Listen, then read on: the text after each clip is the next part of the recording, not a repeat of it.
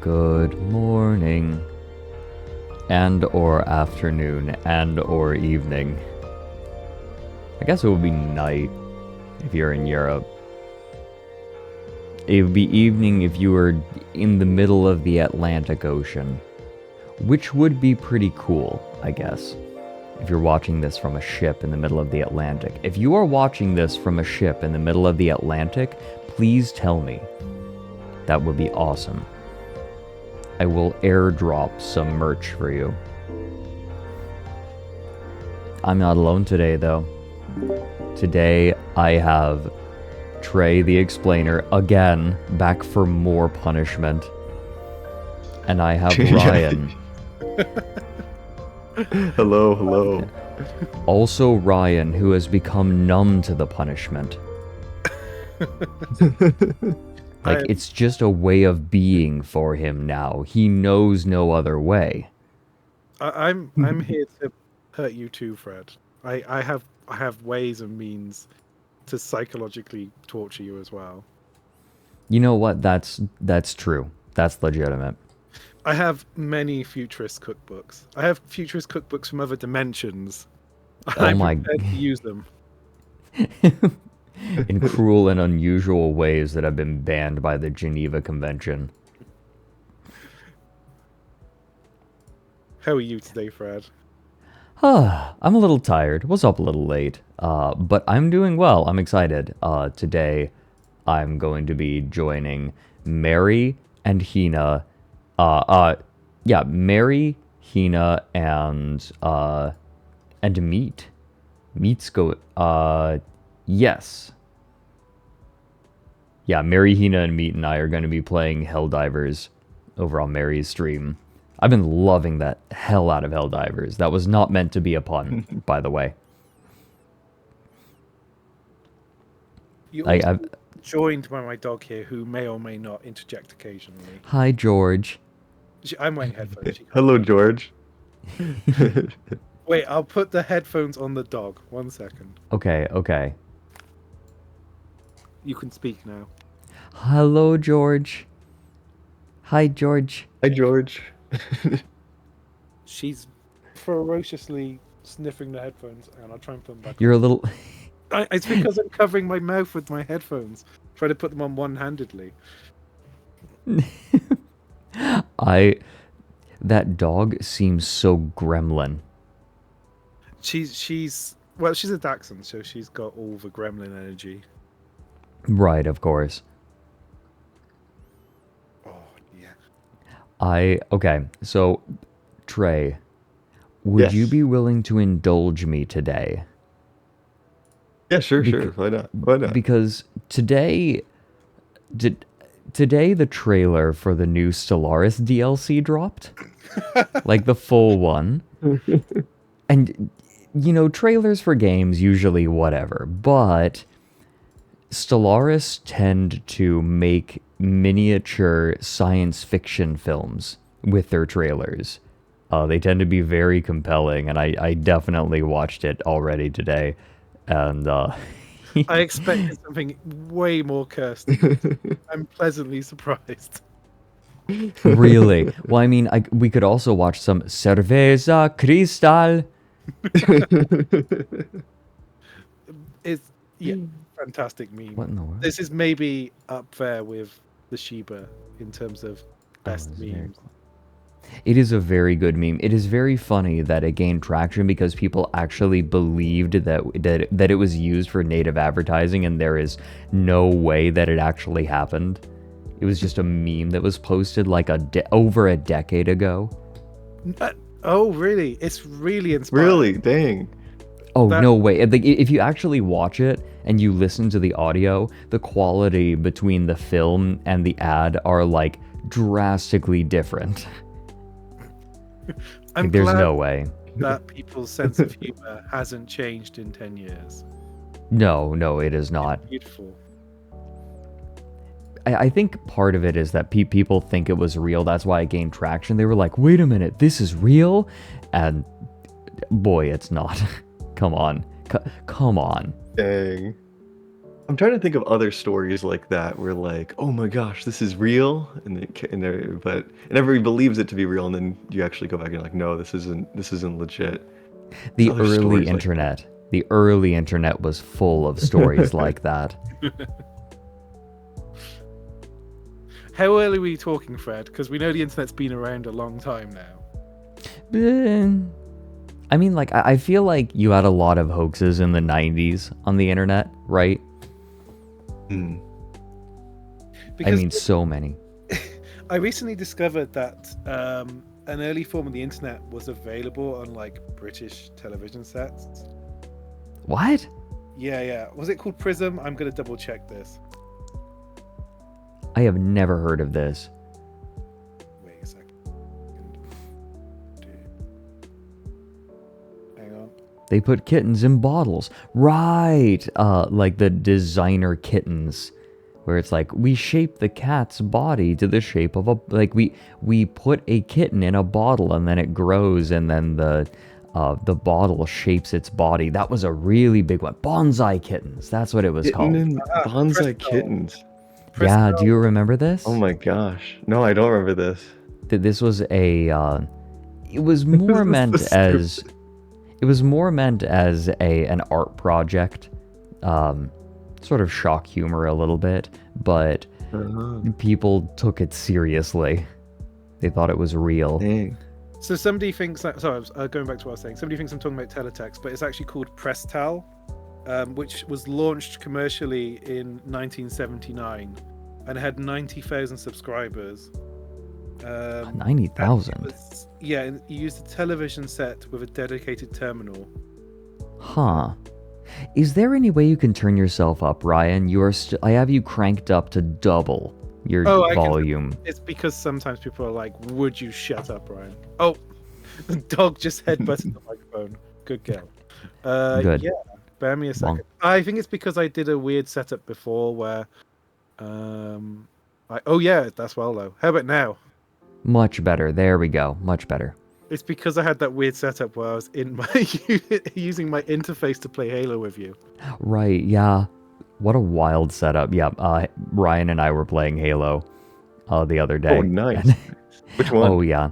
3, because that's what has crossplay right now, at least, on the Master Chief Collection. Oh, nice.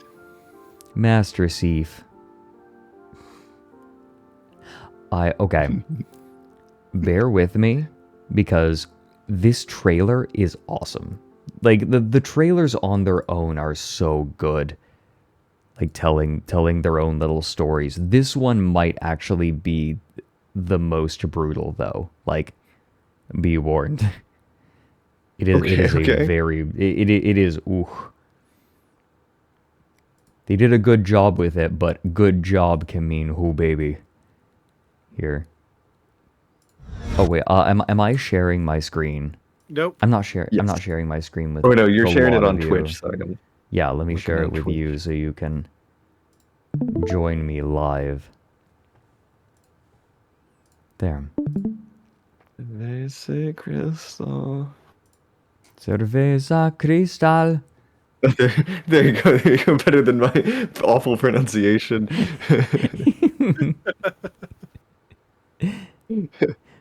No, here. Oh, I've there we go. been looking forward to this. Our greatest technological achievement, the Horizon Needle, is close to completion. We still need the best and the brightest amongst you to reach our goal. My dear boy, we must now say goodbye. Time has come for me to be part of something greater. There you go. Citizens with an IQ of 120 or above must report for duty at once. You are the pride and joy of my life. Protect our son. Let him play a fool.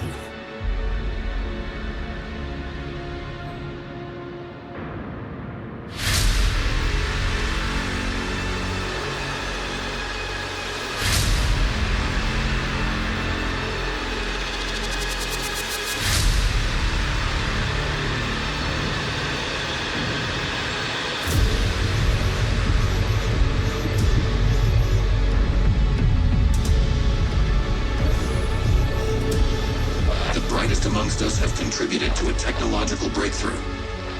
Our greatest achievement, the completion of the Horizon Needle.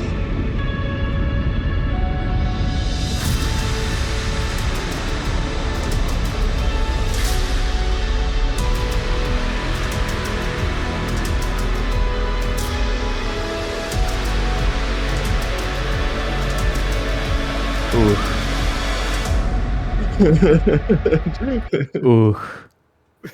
Ooh. Oog. Oog. Yeah, putting the smartest people into the goon pods. Damn it! I thought of that, and I thought it'd make me sound like an idiot if I said it.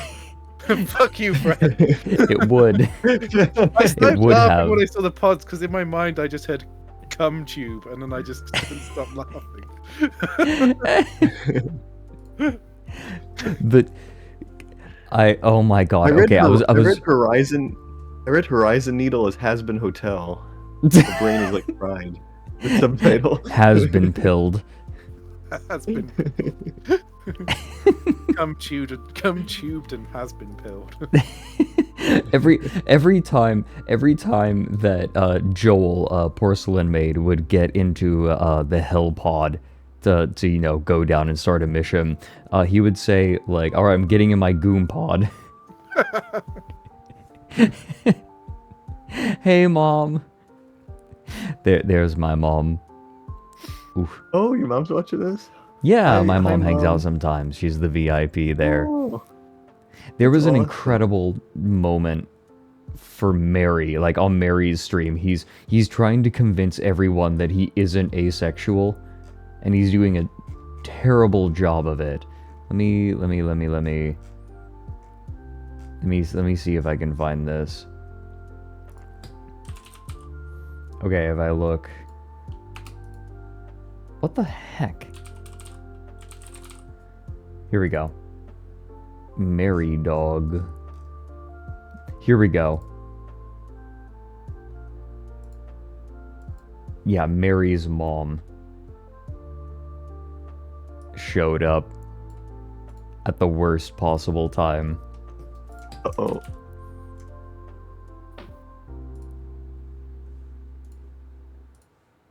And just as I'm about to bite you, I go, no. You have to beg for this, baby girl. I'm not Mom, could you get out of here?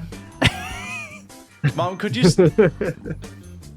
My mom just came in my chat. Mom, could you get out of here?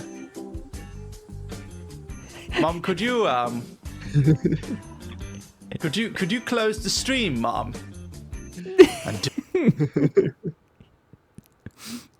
Wow. It's Just beautiful. seamless. The least seamless.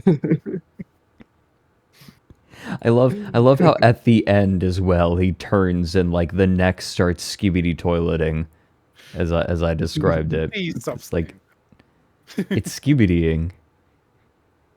Fred's pretending he's Gen Z again. Yeah. Fred's pretending to be a Zoomer again. Based. For Riz. real, for real. Ohio. The Rizzlers get. Next charity stream, Fred, you should put a reward where you get a broccoli head haircut. They can perm you. They have the technology. A broccoli head haircut. Explain why. It makes you a Zoomer. Okay. Wait, is that a stereotypically Zoomer haircut? Yeah. I'm glad you're the finally broccoli less informed broccoli than top, me. or what is it called? There's a character in the new Avatar movie that has the Zoomer haircut. Avatar 2 Zoomer haircut. My God. Oh, What? here Oh he yeah. is. The broccoli Oh, gosh. tops. Okay, I need Yeah. photos. Here's the photo. To Reddit, sorry. I need photos. Okay, let me see. Reddit that comes with an apology. Reddit, sorry. Oh gosh. Oh, this. Yeah. This is like the influencer haircut, right? Yeah. This. Oh, that is. Oh. Yeah, okay. Yeah, no. This looks like he's about to try to sell me a shitcoin. No cap Hey, for real. listen. The best way to save the forest is to invest in Avatar coin. What is this? Sorry, I'm looking at Zoomer haircuts of like fictional characters now. Blue Mike. Blue Mike. Blue Mike. He looks. In the original Star Wars, they had Blue Mike. Back in my day, we had Blue Mike. It looks like they dipped him they dipped all of his body into liquid Jolly Rancher, except for his hair. Welcome in, Aether Yuki. Found my channel from Oh no. Hold on. Unmute the stream. Next wave is digital, catch me on the way up. The glow up is visible, couple more. Watch mine gon' go up, it's about to go nuts. It's about to go nuts. Now I'm getting like paid, red in cash. But we have to unmute the stream. Atlas Earth. Alright, Atlas Earth is now up to 1,500 bits. You have made a second Atlas Earth scam. I am. They're buying more land in the metaverse actively. If you made like a little patch of Earth and just planted some flowers in it, for every Atlas Earth you get, that'd be beautiful, Fred. Trey, are you familiar with Atlas Earth at all? Yeah, I don't know him personally or them. I don't know. But I see their videos of the ads. Well, it's like nobody lives in this spot. Why? Or am I getting something mixed up? Let me mix it. I think you're getting something mixed up. Let me show you Crypto Luigi. I want to know more about what Trey's talking about. Yeah, right. What is it? There's a fellow YouTuber that it's Real Life Lore. Real life. Okay. So Real Life Lore. Let me see. Okay. Why does nobody live here? Thumbnails. Let's see thumbnails. Oh, shut up. So another Atlas Earth has hit the scam. Stop. You're gonna get me kicked out of my agency. Yeah. Yeah, real life lore is this. He has all these thumbnails that are kind of like. Okay, hold does on. Let me nobody see if live this here? loads. Things are being slow to load on Discord. There Yeah, we go. oh, it's The weird. most. Yeah, no, I've seen this. The most doomed country. Most doomed country. Why do they hate each other? Like, just the thumbnails are really blunt. Atlas Right, Earth and- is a good brand name if it immediately confuses you, with something else. Uninhabitable minute. desert, like this map of the U.S. where it's places that I have lived in. I've lived in the red, but he says nobody lives in the red. That's not true. Not true. Hold on a second. Did we break Discord? What's going on? What is happening? Yeah, why is everything taking so slow to load for Yeah. me? Uh-oh. I have a doo-doo feces on my screen I have a instead lot. of the image it says. Hold on. What did I do this time? Wow. That. You know what that country right there reminds me of? What? You know what that reminds me of? You know. Let me hold on. Wait. It's taking a while. Wait. Hi, Lumpy Toad. Wait. Hi, Lumpy It Todd. You it and reminds me Fred, of. Skibbity Toilet.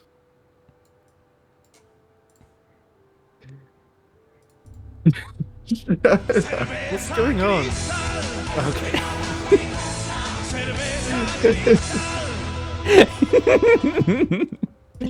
It's genius. It's genius. The most doomed country. Most doomed country. They're not allowed to have that there, right? Because that's alcohol. I guess. Oh yeah, you're right. Saudi Arabia. Did they allow alcohol in Saudi Arabia? I don't think they do anymore at all. anymore. Yeah. Let's see. They've- since 600 AD. It's been banned since 1952. Did After Elon a Saudi buy prince Discord? murdered a British diplomat in a drunken rage? What? Yeah, that. Oh yeah, that happened. No, like Saudi Arabia What? is just. It's like Mad Max. It's insane. And then it says drinking is also forbidden under Islam. It's like, no, the prince murdering a British diplomat in a drunken rage is more important. It's the bigger yeah. reason than That's being chill. forbidden by the religion. Surprised they haven't banned alcohol in this country. It's another diplomatic incident caused by alcohol in Great Britain. The Saudis are a throwback to the Middle Ages. No, they're an homage. They're in like the entire country is just an homage. Okay, hold on a second. I'm being told that the Cerveza Cristal is an actual ad. I was Oh so my God. certain that it was just like a ship post. But hold on. This article is more than 19 years old. Okay, an obscure beer from Chile has picked up the top award in the media category at this year's Cannes International Advertising Festival. Oh my god, it's real! Oh my god, that's crazy. That's crazy. So that's awesome. That you- makes me like it even more now. Are you kidding me?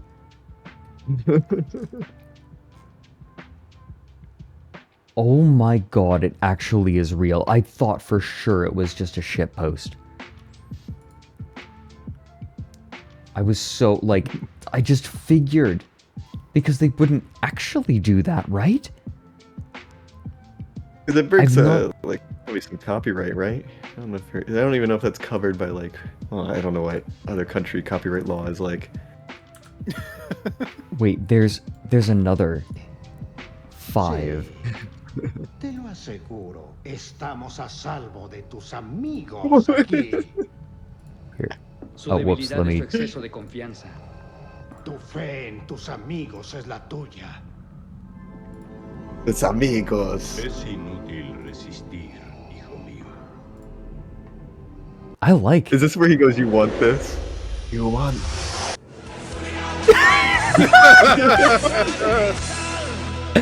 No way! No way! No way! Oh my god. That's they had to get somebody's hand painted for that one. They had to paint somebody's hand. That's so good. Awesome. Trey, the can. Oh, it's reversed. Is it reversed? Yeah, they Yeah, I reversed think it. it's reversed. Did they use the force in That's reality? awesome. Wow. Whoops, I didn't mean to speed it up. That was funny though. Holy hell, that's amazing. And that's real? That's awesome if that's real. Yeah, I know they That's imitated the genius. shot. I thought it was... Oh my god. Well, now I want to know what... You know what? Cerveza Cristal probably tastes mid. Yeah, I reckon so. As Like, a beer almost guy, certainly.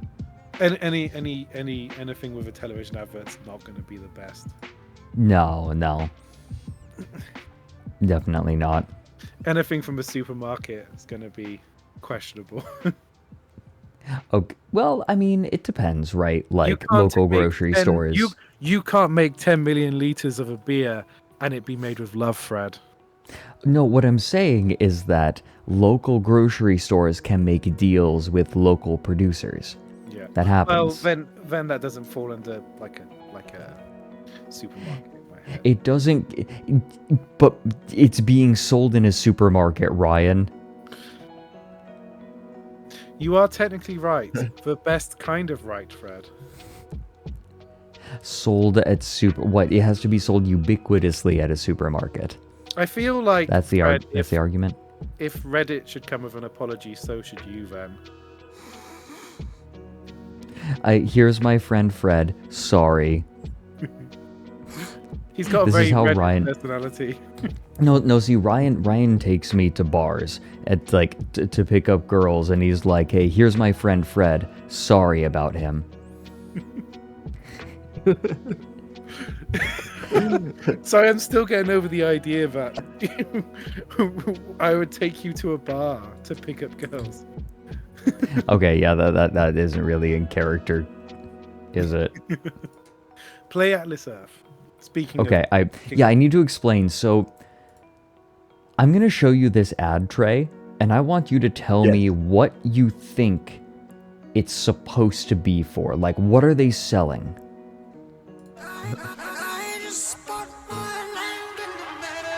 Now I'm getting paid cash with Atlas Earth. We have virtual land all across the globe. Across the globe. The next wave is digital, catch me on the way up. The glow up is visible, couple more. Watch mine gon' go up, it's about to go nuts. It's about to go nuts. Now I'm getting paid running cash with Atlas Earth. Atlas Earth. Atlas Here's the Earth. little guy. I see more every time I watch it. He's got a skibbity toilet neck. He does There's a a little skibbity bit. toilet in that?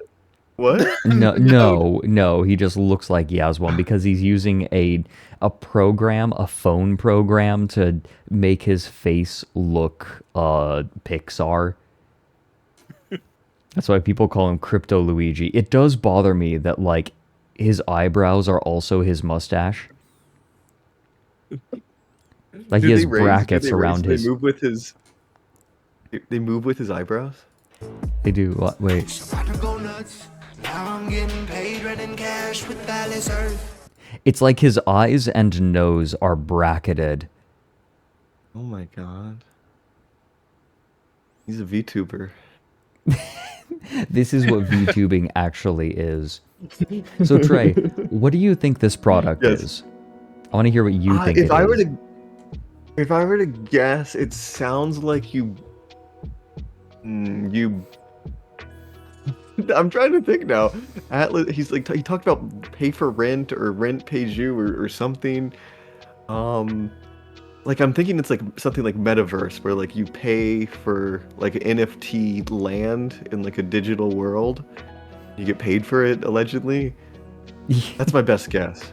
So the thing that blew my mind that I had to be told is that apparently no crypto is involved in this. This is all just on a centralized server where you can buy land, and then people can rent it from you, and over time you can gain money on it. However, this is how much money you get from it. That is, I believe, being one. beautifully articulate. You're being That is beautifully- 1,000th. Wait, no, 100th of a cent. Excuse me. You're being beautifully articulate. 200. Fred. You're being beautifully articulate, Fred. But I have a problem. I have a problem. Okay. Who's Okay. paying rent Oh, for this Fred. land?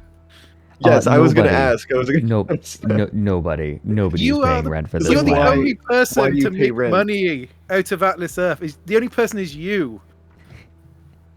I'm For- very for rarely pissed off, Fred. I'm playing pissed off this right now. ad.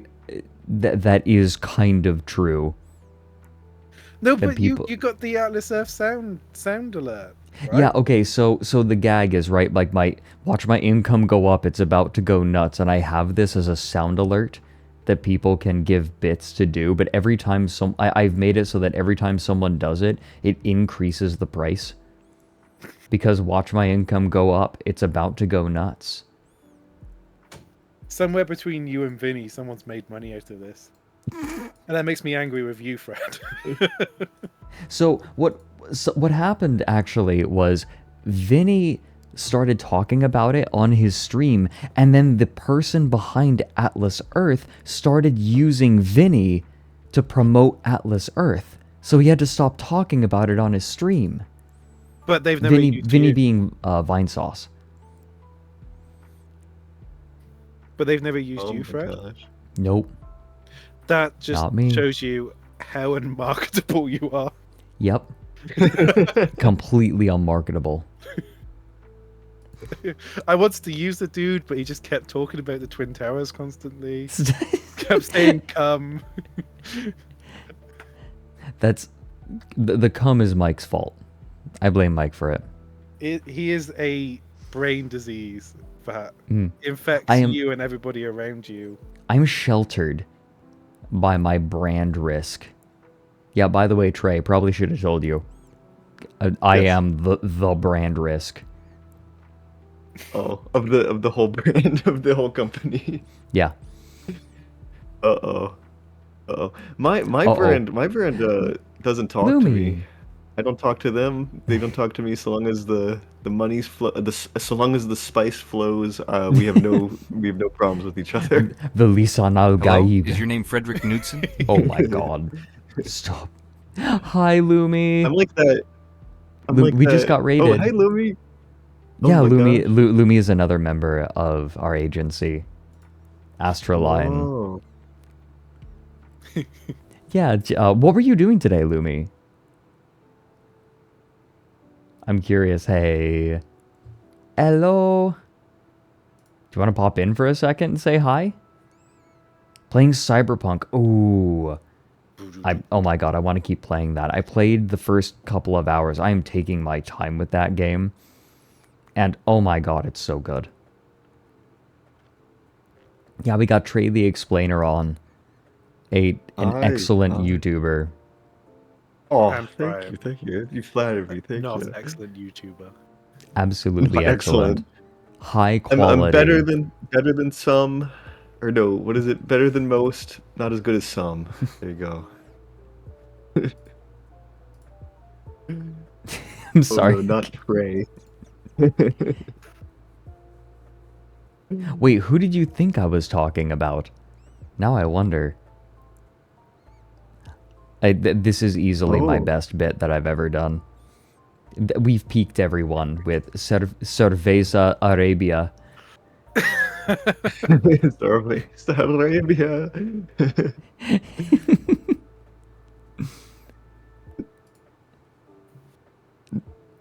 But yes, Atlas Earth is just basically a Ponzi scheme. In case you were wondering. Man. Okay. I want to watch your video. Oh yeah. I've been so excited to continue it. I have been holding off on it Hello there, guys. like a good boy. Here we go. So where were we? We were. Did it forget the place? We I were- heard. It did. I heard a It did quiet. forget. I heard a Yeah, it quiet did Trey. forget the place. So we're at. Let me look. I Let me look. remember Let me look. it was in like giants. It was in like the giants section where I was talking about giants. I think it was almost done talking about giants. Okay. Okay. Yeah, we were partway through. But don't worry. We'll. Oh yeah, here we go. We talked about chimeras. We looked at. This fella, Yes. Spooky the face, double-faced yeah. woman. Yeah. And I just loved. I loved this artwork. The double-faced Oh ghost. yeah. Spirits, giants. Yeah. And now we're on dwarves. Dwarves, Okay. yeah. I'm excited. I'm excited. By the way, I want to thank people Avatar Hippo. Thank you for gifting an entire year of sub to my mom. Not even any other meaning, just literally to my mom. My mom now can froggy for another year. I'm so glad. Oh, Buck the Star, thank you for the 22 months. Coming up on 2 years, goodness. Lee Priam, thanks for the 2 months. Mobile is a bitch to try to subscribe from. Well, thank you for getting through it for me. Thank you. Shigoli Ravioli with 14 months. And then Shoo Shoo gifting a sub to Cinesar. Thank you. Captus gifting a sub to Jabroni Mike. Aw, thank you. Jabroni Mike isn't subbed. It's not that he's not subbed, it's that this happens to me on other people's streams too. Other people gift me a sub before I can sub. Like the sub expires and then I get gifted a sub to the person again from their community. Don't make excuses for him, Fred. Don't make excuses for him. To be fair, I realized I wasn't subscribed to Mike like 2 months ago. So it kind of evens out. It evens out. Oh yeah, sniping. Yup. And then Fate for the 11 months and Mathman for the 10. By the way, we do not have the little fella talking today, so that we don't talk over our guests. But don't worry, Mochi will come back. Mochi is my little fella. Mochi will turn in Thunderball. Okay, I want to dwarf. I want a Yes, dwarf. why I'm without Shredder is that without wings. You're a little quiet again, Ryan. I am sorry. I think it's because my dog slightly knocked the microphone. If anything's going wrong, it's because there's a Dachshund causing chaos. I see. Blame it on the dog. I see how it is. I posted Shredder. I post Shredder a lot because one time I tried to post Shredder and it told me that the moderation rules of the channel would not allow me to post Shredder. Uh-oh. Yeah, have you seen the Shrado emote? There it is. That's Mike's emote. Do this. It's Shrek and Shadow kissing passionately. That's amazing. That's some amazing pixel art right there. Yeah, right? It's so good. Oh my gosh. Mike has the most amazing and disturbing emotes. No, they're incredible. He kept the Sonic bounce pad around for a very long time, purely because one time on his stream, I put 2 bounce pads next to one another and said, haha, boobs.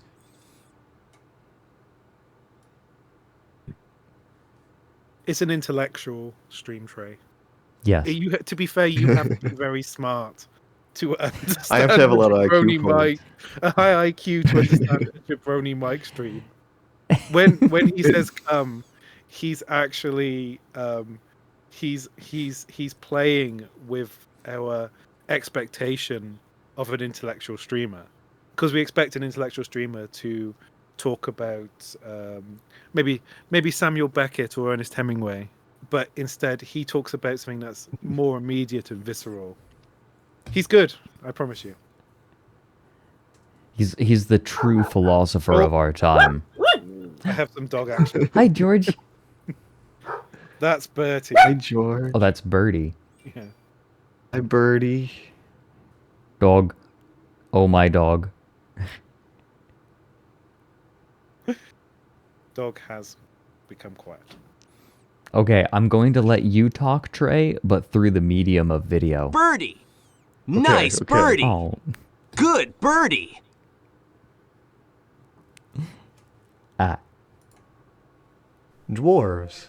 At the other Doesn't end give of you the an app, spectrum nothing were there. dwarves. Stories He's so scrunkly. I love this little guy. This is a copy of a Birchwood drawing by like his name is there Toma Josephs. What was his name? Yeah, he was like a Native American who like drew on birchwood bark in like the 1700s or 1800s of his like mythical creatures, and like he did the one that was like the whale smoking a pipe and stuff. Oh, his same drawing. guy. That's Very cool. awesome. And it's a shame. Like it's a shame that we have so few drawings like of this period from Native American people, because they were mainly done in wood or like leather and stuff. So it doesn't really preserve. But I saw this. I love this little guy. Like I think he's called like the equivalent of like a red cap or like a little goblin. Like a Okay. puck. Says the Indian. He's like a Native American goblin. Now, I have seen a Indian leprechaun pup, yeah. behind my barn. Little I can confirm that is a real goblin. They are so cute, they're just intoxicating. about little people. Included in Kathy Strand's collection were several stories about beings smaller than your average human, sometimes by a lot. The cannibal dwarves that serve as the villains in a Nunavut story act pretty much exactly like humans. They have cook fires, live in houses, and try to trick the hero of the story into eating human flesh. There is no indication that they should be interpreted as anything other than evil little people. Listen, you wouldn't have to trick me, little man. I posted a Mike emote in the chat because when it mentioned smaller than the average person, I just immediately thought like Anti-Mike discrimination.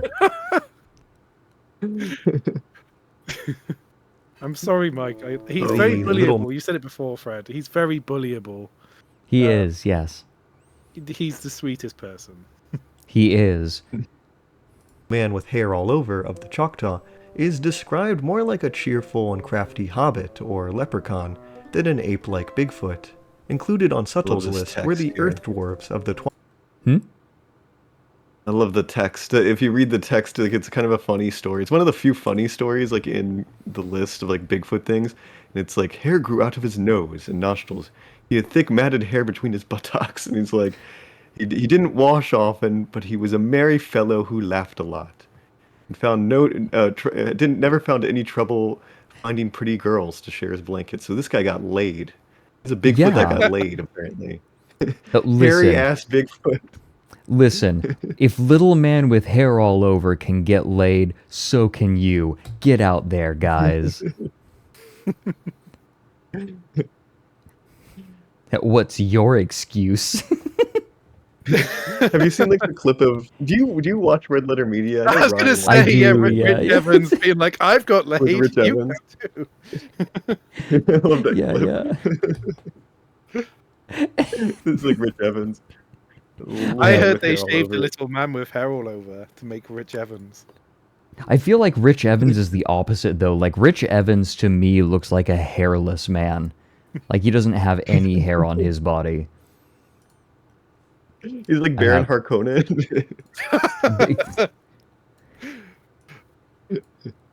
Here, we're going to leave Rich Oh. Evans in the corner. But he's never had any trouble finding pretty girls to share his blanket. Mhm. than an Holding ape-like shape. Bigfoot. Holding shape. Included on Suttle's list were the earth dwarves of the Twana, who live in little nooks and crannies and steal human souls. Yo. The strange creature of the mountain described That reads like... This reads like a Pokedex entry. Oh yeah, yeah. This was Liz- written by Wayne Suttles, who was like an anthropologist in the '60s, and he like interviewed like tons and tons of Native Americans in like the West Coast, and like the whole paper, the whole publication is just that. Like it's like his little Pokedex entries of like Native American folklore. Like one's like, a man you never see, but you hear his stick in the woods. And you're like, what the heck? That's awesome. That is very Pokedex. Oh my god. And steal Like, it's like, human oh, no, souls. he hits trees with his stick and knocks him over, but you never see him, is the description. I was like, that's really cool. There's so many weird little descriptions, but you never hear about them because these are obscure Native American legends. Yeah. Do you think that they were messing with him, Artesia? Maybe. They were just screwing with him. The strange creature of the mountain, described in a Yupik story, is said to stand about a foot off the ground. Oh my goodness, Aw. a very Okay, pause tiny, this. I had adorable a huge cat-sized debate. Bigfoot. I had a huge debate. I crowdsourced this to Okay. my Twitter fans. The story says the creature stood about a foot off the ground, and I couldn't tell if it was saying that the creature was 1 foot tall, or if it was a creature that was running on its arms. Because other details in the story makes me think that it's like running with its arms, like it's like Sebulba from like Star Wars, and he's just carrying his body about a foot off the ground. I don't know. I was like debating it, and I got like totally mixed results. The wording in the story is like very ambiguous. I thought Oh, you meant, God. was he hovering a foot off the ground? Or was he floating? Yeah, we had like 3 different debated options. Was he floating so- a foot off the ground? So it's either Sebulba from the prequels or it's Yoda in his floating wheelchair from the prequels. Or, alternatively, you could interpret it as a creature with arms so long, it walks with its hands, like Sebulba from Star Wars. There we go. Either way, none of these creatures sound particularly Bigfoot-like. Wild Indians. Another huge chunk of the creatures on the list can be classified as quote-unquote wild Indians. They are not supposed to be another species or anything. In most cases, they are explicitly stated to just be individual Native Americans, or other tribes of Native Americans, that the storytellers believe became wild, or feral, or evil. The reasons for why... This makes me think of the Russian sleep experiment creepypasta. Oh yes, Oh. yeah. Speaking of ancient internet history,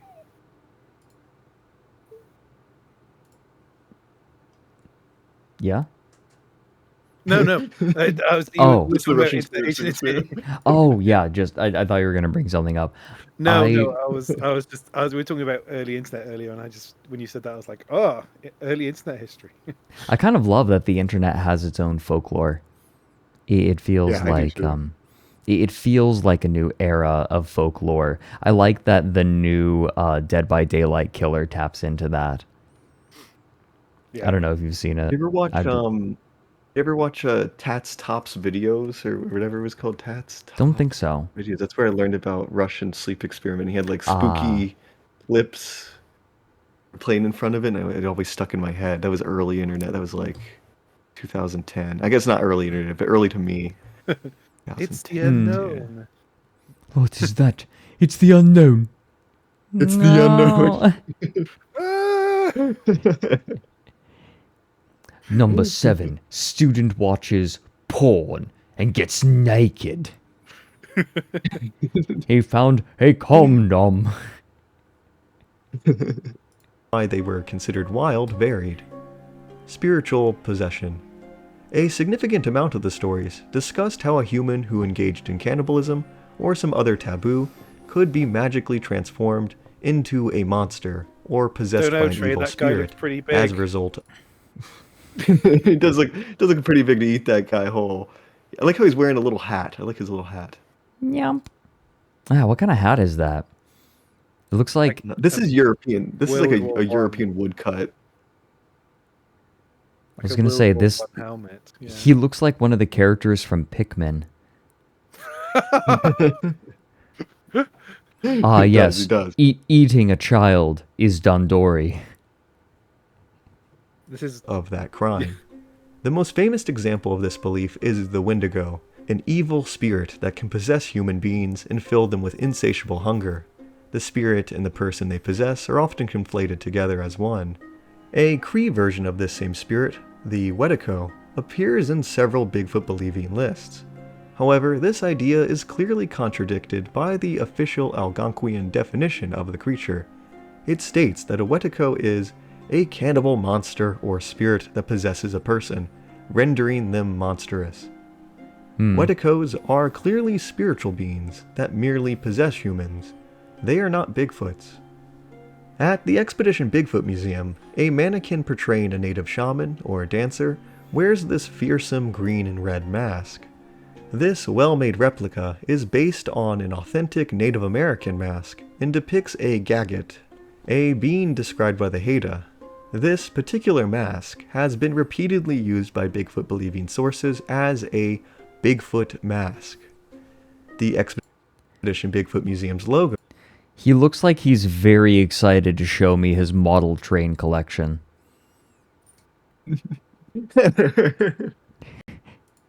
Appears to be heavily inspired by the mask, and it even serves as the cover for the book Rainy Coast Sasquatch. The word Gagget is likewise featured on almost every native Bigfoot list I could find. So, for Bigfooters, the Gagget of the Haida appears to be one of the strongest and most popular examples of a Bigfoot in Native American culture and art. This is one of those things I've noticed that I guess cryptid enthusiasts enjoy doing, that sort of realm of pseudoscience. They will say, there are lots of examples, but this is a particularly interesting one, right? And then they'll point you to the one with the most credibility to it, and then hand wave away all the others saying, and these all are very similar, right? These all are supporting evidence, which you have gone out of your way to say, no, they're not, right? But they'll skip over it and say that this single one is representative of all of the examples. But they'll just keep using this one because it's the strongest. My dog is absolutely fascinated, by the way, with the images on screen right now. She is just staring at them. Really? Oh, that's cute. I think the hairy man's a dog on the left there. Yeah, but you're 100% right, Fred. That is exactly what they do. Because that's the whole point of this book. The book that I bought, the book that I'm analyzing, it was basically like a lady. In my opinion, it's basically a lady that just was not expecting anybody to fact check, to actually read the stories that are in the book. Right. I feel like she just kind of expected people to look at the book, look at the names in the back of the book, the long list that she made, and be like, oh yeah, all of this is backed up. And if you actually read it, you're like, no, the majority of the book doesn't support you. Right. I think it's because the book was never intended to be a book. The book was always intended to be a prop. Yeah, I think you're right. I think you're exactly right. It was supposed to be trotted out to help support people's arguments, and that's it. Also, hey, feline entity, thanks for the raid. Welcome in, everyone. I get annoyed at deceptive argumentation tactics, like using the one to hand wave away all the rest and say these are all just as legitimate. Trust me, bro. It gets worse. there's some trust me, bro, in my opinion. Oh man. According to a comprehensive Haida language dictionary, a Gagget or Gagid is defined as a wild man. The wild man will get you. A rather vague definition that could be interpreted in several ways. The actual mask, so often used in Bigfoot media, is currently held by the American Museum of Natural History in New York. This beautiful wooden mask was originally carved and painted by the famous Haida artist Charles Edenshaw. It was either purchased from or donated to the museum by a member of his family in the year 1905. I emailed the museum to find out if they had any description of the mask accompanying it when it was purchased. I love beautiful woodworking and masks like this. I'm particularly fond of the campus. Ooh. How familiar are you with campus masks? Campus mask. I don't think I'm super familiar. I don't recognize the name. No, me neither. I might have seen it. I saw a whole bunch in person. After I published this video, I saw a whole bunch of these masks. And I'm like, damn. They are incredible. Modern ones. modern ones are incredible. Like, look at this. I made a video a long time ago in a little now defunct series talking about cryptids, and one of them I talked about was the Oh, look compass. at that. Yeah, this is You're pronouncing it authentically, so yeah, I know what it let is. me see. Old authentic ones are Oh. gorgeous. Yeah, I love like Scandinavian masks are This really, isn't really cool. Scandinavian. Like Slavic. This is not Yeah. Scandinavian. Oh, This is no, it's not? Austrian. Austrian. This is specifically Oh. Austrian. Yeah, you can go to sort of parades now where there are. Here we go. I think this is a. Let me see. Is it linguistically related to like Krampus? Krampus is like It in is. Western Europe. I'm sorry. I was pronouncing it the more proper way. Yeah, it's No, you're Krampus. good. I pronounce a whole bunch of things wrong in this video. Like, I say Haida if you see, but it's actually Haida. It's Haida. I Haida, got a whole yeah. bunch of correction. I feel like there are two ways of going about it. You can either try to say it just right, or you can just be like, like, I'll get the general phonemes close enough. Let me see if I can find, hold on. Here we go, compass mask carving. Compass. These are cool. I like these. Yeah, they are gorgeous. There are a lot of modern ones. I want to see if I can find the more traditional versions, because they are fascinating. And he's like a demon, or like. You know what? We'll be here for a while if I'm going to explain everything about it. I know that's what I found. That's what I found with the Bigfoot stuff. It's super complicated. Like how I'm talking about Gaga is like actually like a very simplified version of it. Yeah. The simplified version of Krampus is that, in lore he is Saint Nicholas's helper, who will go with him. The festival, right? The Krampus runs, the Kampuslauf. They Kampuslaufen. You have people in these big suits with these big scary masks on, effectively fursuits. They're running through the snowy streets and like whipping people with switches who are on the street, and that's the more traditional way of doing it. They'll also nowadays they'll show up in malls and give out maybe they'll give out presents or something. Like the Cuddle Krampus, the Kuschelkrampus is a thing, but it originates from Frau Pöckta. She was a spirit who has a lot of different histories, but people would don masks and outfits and then try to dispel spirits in people's houses. But then there was always a period toward the beginning of December, right? Like in that part of the season when it's really getting dark, people would put on the suits and run around the streets, and then kids would run away from them. And of course, the people in the suits would get pissed drunk and start wrestling one another and wrestling people and hitting them with the switches. And it's a bunch of fun. But then, of course, Christianity came, and it's like, well, we can't have you doing that. This is debauchery. So they started assigning them people to be their Saint Nicholas and running in groups. Although the Krampuses, they renamed them to Krampus. And they would typically try to lose their Saint Nicholas so they could go and drink and fight and wrestle. It's pretty hard to get hurt in those big suits, because it's huge, thick animal furs. I did an opera. I don't know if I've ever shown you the picture, Fred, but I can actually send it to you now. I did a Catalan opera. I was a performer in it, and actually, I had a reminder come up today. Let me see if I can dig it up. But I was dressed as a blind beggar, and the suit was made of burlap covered in wooden crucifixes, and I had these pair of wooden goggles I had to wear and a straw beard. I'll dig it up now, 1 second. But okay. During the rehearsals, I was we were doing a rehearsal, and I was like, one of the guys, he has this weapon, which is like a pair of horns that like fire outwards. You squeeze. You have a pair of. It's kind of like it's almost like, kind of like a bellows thing. You push two sticks together, and the whole thing shoots out like a boxing glove. Hey, George. Yeah. So I'm gesturing, and my dog's like, "Why are you mocking me? Why are you making fun of me?"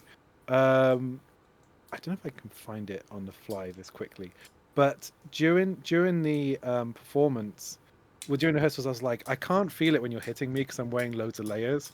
I've got like a layer of straw, I've got a layer of burlap. You need to hit me a bit harder with this weapon. And so we're doing the like second rehearsal, and this guy fucking clatters me with it, like knocks me like over the head really hard. My ears are ringing, and then the other guy comes and he kicks me as hard as he can in like the stomach. And like I don't think they intentionally tried to hurt me, but like they went from like one extreme to exactly the other, and it was one of the most, dare I say, memorable experiences of my life. I found a picture. I'm surprised you remembered it. The kick in the stomach I remember more. The hitting me over the head was pretty rough. I can send you a picture of the costume. This is actually kind of cool. Wait a second. I found it. Here we go. This is me. Oh. Yeah. Oh, look at that. Oh my That's gosh. awesome. Yo, this is so cool. Damn. fantastic. But you can see why if you hit me gently with something, I wouldn't feel it. Yeah. No, absolutely. I like the crucifix. I like what's in front of your head? What's in front of your head? The coconuts? No, but they're meant to be like my eyes because I'm a blind man. So they're like I also was actually unable to see for the performance. So you're like, and I think the reason he has like so many crucifixes and crosses is because they're for like protection, because he's very reliant on the kindness of people in the village around him to look after him. Okay. There's a dog, boys. Hi, George. Hey, George. I tried to put her in her bed, and she was just like, I want to wander off and fall down the stairs. So I've got her on my lap right now.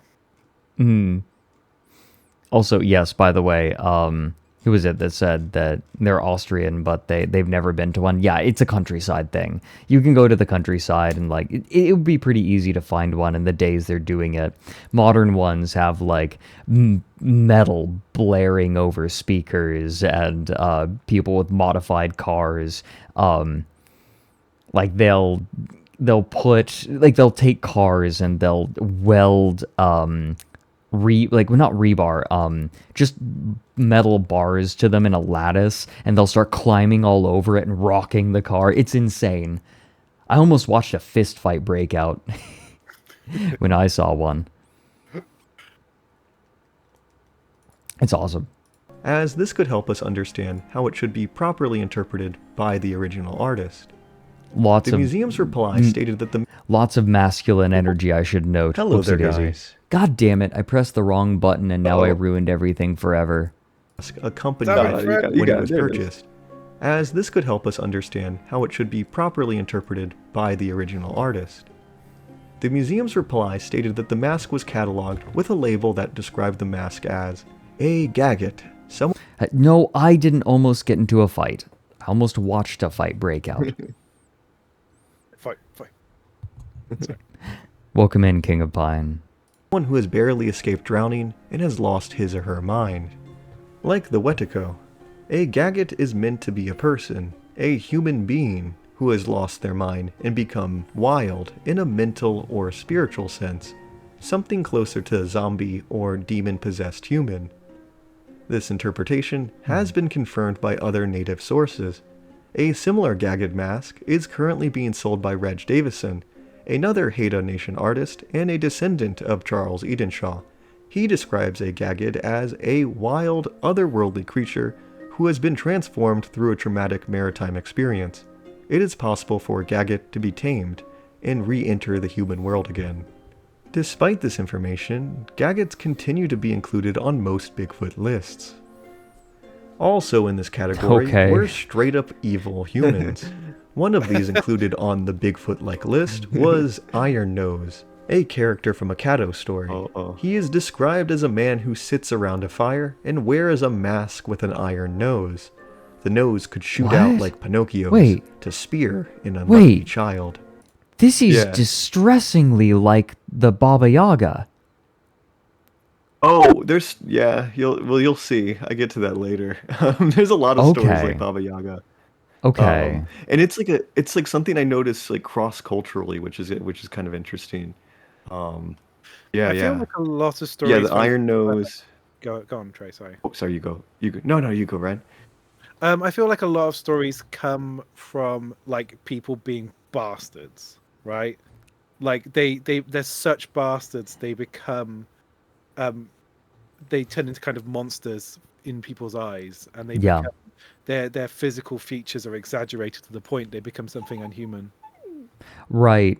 So now I like the idea that you have alien stories, right? You have people saying aliens visited all over the world and we have records of them. Look how similar they are.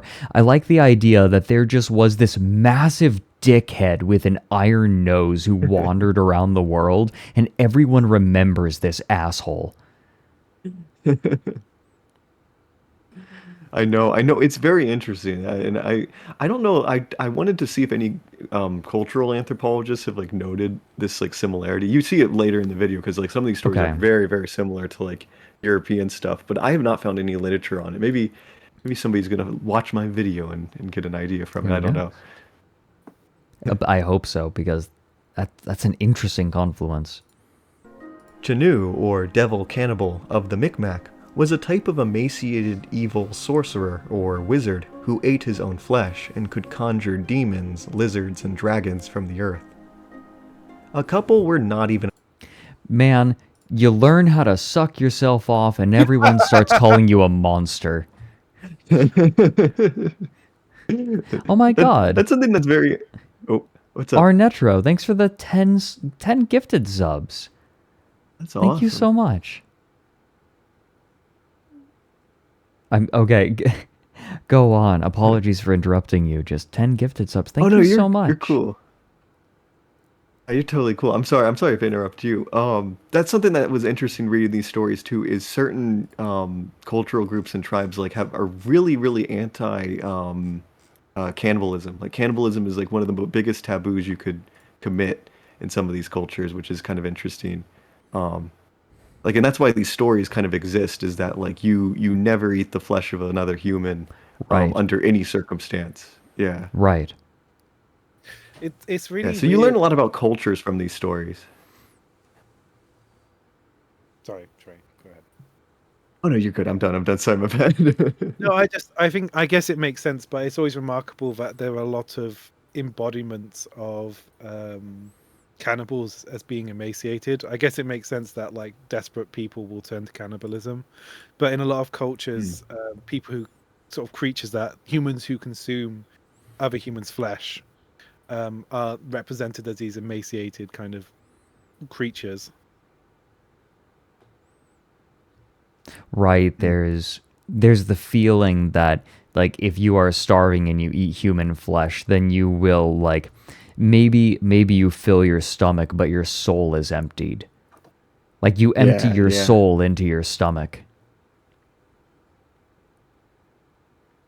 Eesh. But it really depends on the culture though, right? Because what the eating of human flesh, like this is not taboo in every culture. Yeah. I read a book. There's a pretty decent book called Conversations with Cannibals, which is like it's a relatively recent book. It's a guy who visits I think maybe the Solomon Isles. I'm not sure which. Some islands in the island chain in the South Pacific, and he interviews like elderly cannibals, like people who were like cannibalism continued in the region until like World War II, and then people kind of gave it up.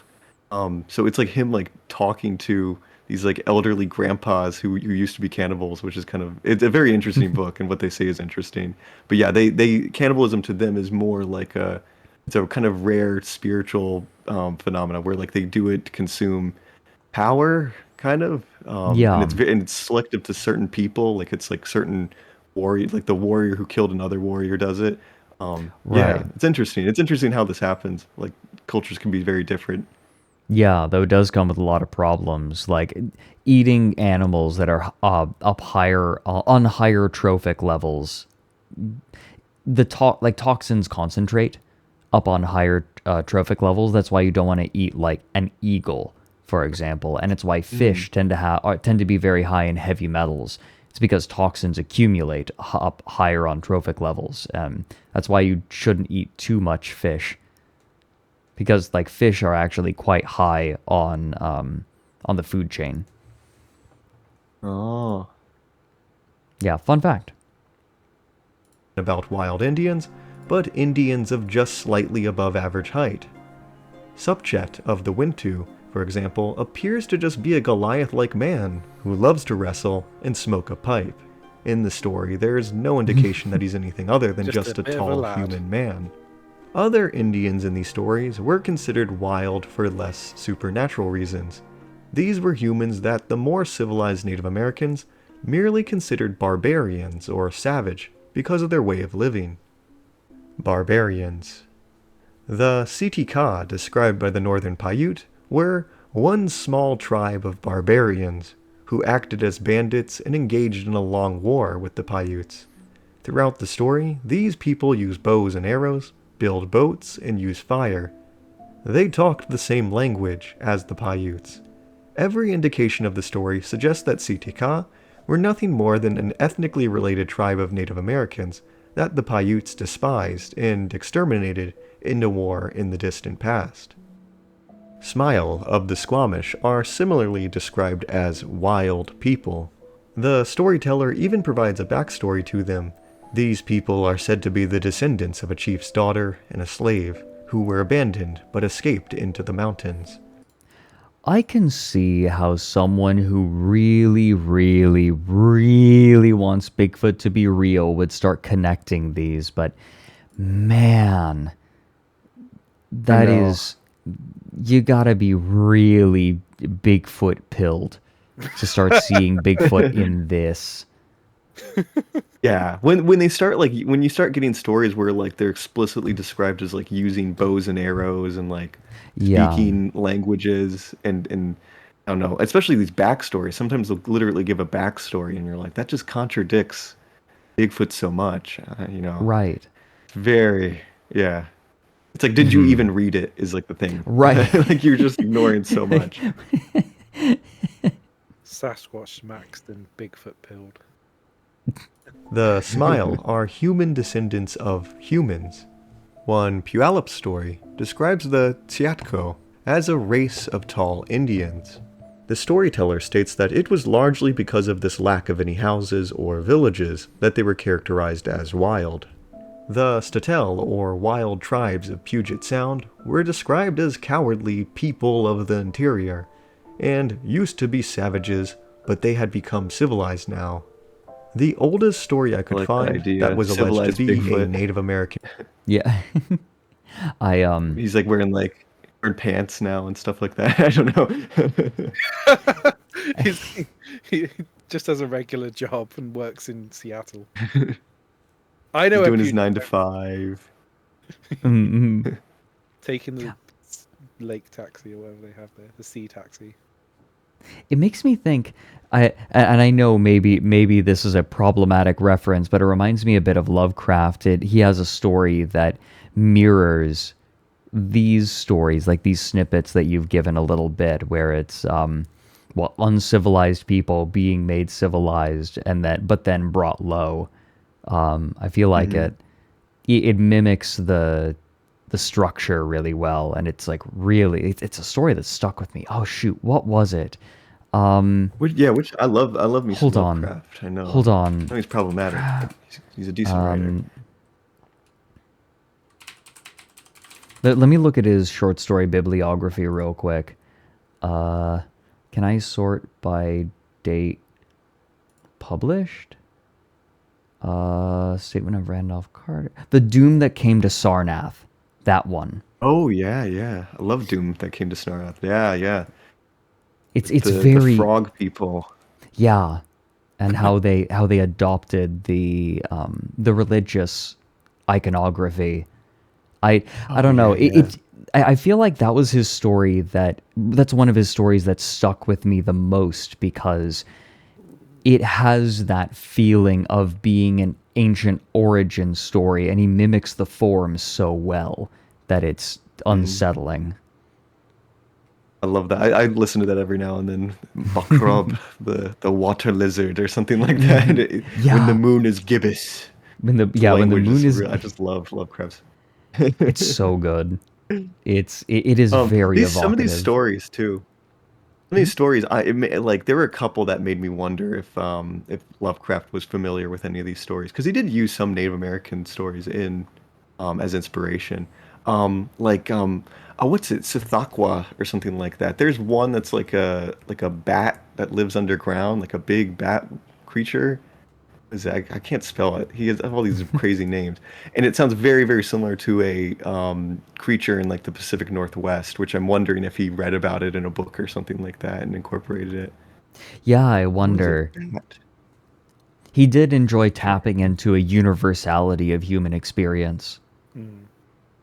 I think if you've ever been in a cave and seen bats, and they come in sort of various different sizes, you always wonder if there's like. Thank you, George. Sorry, George is being a bit. Oh. I think when I talk, she wants my attention more. So the more I talk, the more she wants my attention. My cat, one of my cats does that. I'll be talking on stream, and then the cat will respond to me, and then I'll talk to the cat, and the cat will respond to me, and we start a conversation. Oh, George. Here's the little creature I sent him. His name sounds linguistically kind of similar too. I don't think anybody's made this connection before. Oh. Because sometimes it's spelled with a T instead of a D. Oh, okay. Sithaqua and stuff like that. Zenaqua. Thaqua, Minor. something like that. Yeah. And Bigfoot I have no confirmation. Okay. Still, it seems likely, doesn't it? Yeah. Memoirs of a white American colonist dated to 1791 or 1806. According to this colonist, the Creek Indians believed that if a man got lost in the swamps of Georgia, he would eventually encounter a peculiar race of Indians whose women were incomparably beautiful, but their men fierce and warlike. They lived in settlements on a swamp island and built canoes. Some Creek storytellers believed them to be a fugitive remnant of the ancient Yamasses, who escaped massacre after a bloody and decisive conflict between them and the Creek Nation. These Yamasses were not Bigfoots, but another Indian nation that the Creeks had warred with and displaced. It appears that a small remnant community might have lived in hiding inside the Okefenokee swamp for a time. Not all these wild men stories are even about wild Indians. The Larien, or Bushmen of the Hare People, included in Giants, Cannibals, and Monsters, This is the biggest BS explicitly one. describes the Larien as foreign people who lost their way and became transformed into evil dwellers of the wild. Speaking of Lovecraft. Yeah.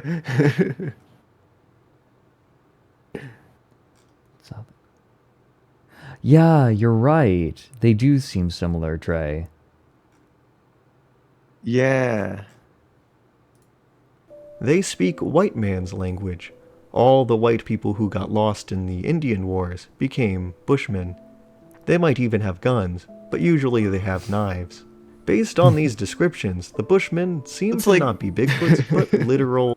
It's like, that's a knife-wielding, English-speaking Bigfoot. Like, what are you talking about? And this was on 2 different lists. This is in a museum. This is in the Expedition Bigfoot Museum. So it's like they just read Kathy Strain's book. They just saw the name in Kathy Strain's book and listed it without even reading it. It's crazy. It's like, what? How do you do this? Nobody bothered to fact check this. This feels like someone saying that this could be a Bigfoot. It reminds me of someone making a TikTok where they go to Los Angeles and start pointing at homeless people and yelling, Bigfoot! Anything for W's. I called Bigfoot at 3 It's like, how a.m. do you even get here? It's the route was circuitous, but I arrived, and it's the journey that matters, Trey. American or Russian soldiers who just got lost in the woods. Many times, when these Native American storytellers say wild people or wild men, they are supposed to be understood as literal wild people or wild men, human beings that have turned to a less civilized way of living. This dude kept saying that his income was about to go nuts. In the secluded wilderness. They are not a separate species. Included in this category of wild men was, to my surprise, the original story that gave us the word Sasquatch. Dun, dun, dun. That's a big shock right there. Oh, boy. The origins of Sasquatch. Oh, shit. Although many people know the word Sasquatch and commonly use it as a synonym for Bigfoot, few learn where it originally came from. As far as I've been able to uncover, Sasquatch first appeared as a word, at least to the public, on April 1st, 1929. Oh, no. No, it's April Fool's. Oh, no. No, Trey, no, no, no, no, no, no way. No. It was coined by a Canadian schoolteacher named John W. Burns, and is most likely an English rendering of the native Halkomelem word, Saskits or Sasquatch. Burns was a government official and teacher who lived on the Chehalis Nation Reservation in Harrison Mills from 1925 to 1945. Living on the reservation for 20 years, Burns learned a great deal about the native beliefs and traditions, and heard a lot of stories. He is often credited with providing the world with the first official set of Sasquatch stories. First for the April 1929 edition of Maclean's magazine, and later for the January 1940 edition of the magazine The Wide World. His article for the 1929 magazine is titled Introducing BC's Hairy Giants, while the 1941 is titled The Hairy Giants of British Columbia. Despite their importance to Bigfoot lore, both these sources are somewhat difficult to find now. There used to be a website that hosted scans of the 1929 article, but it appears to have gone down. I was lucky enough to have kept screenshots of the pages on a hard drive. As for the 1940 magazine, I have yet to find a single method to obtain a copy of it. The closest I have found is Kathy Strain's book, Giants, Cannibals, and Monsters, where she provides a copied version of it. Oh no, like we have to take her word for it, of all people. Yeah. Oh no. I know. Sasquatch story, though I would have liked to have read it in its original format. I think it is partly... Yeah, you know, me too. Me too. I got a message from one person that says they have a version of it that's in another Bigfoot book, like a different Bigfoot book. So nobody has like the primary account. They don't have the primary source. Everybody only has like the version used in Bigfoot books, which is, I don't know, raise it as an eyebrow. It is very convenient that it is a source that can no longer be checked. Yes, yes. We're not suggesting that Kathy Strange the liar, right? No, well, legally, no. With this, that would be with this, I think it's just a hard to find source. Yeah. Because of this lost media aspect, that few people have seen how Sasquatch was used in its original context, or how a Sasquatch was original. Yeah, Mike has a bit on his channel. Source, crack pipe. That's kind of... I think I brought this... That gets later. Stuff like that happens later in the video. Oh, God. There's some crack pipe sources in this. Does this book include sources from people who met Bigfoot, like, during an LSD trip? I had. We talked about. Yeah, we talked about the man who had sex with female Bigfoot.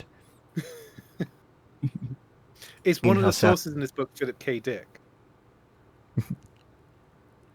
God, I feel like he would be much more compelling. I'm currently reading a Philip K. Dick novel, and it's kind of breaking my brain. Oh.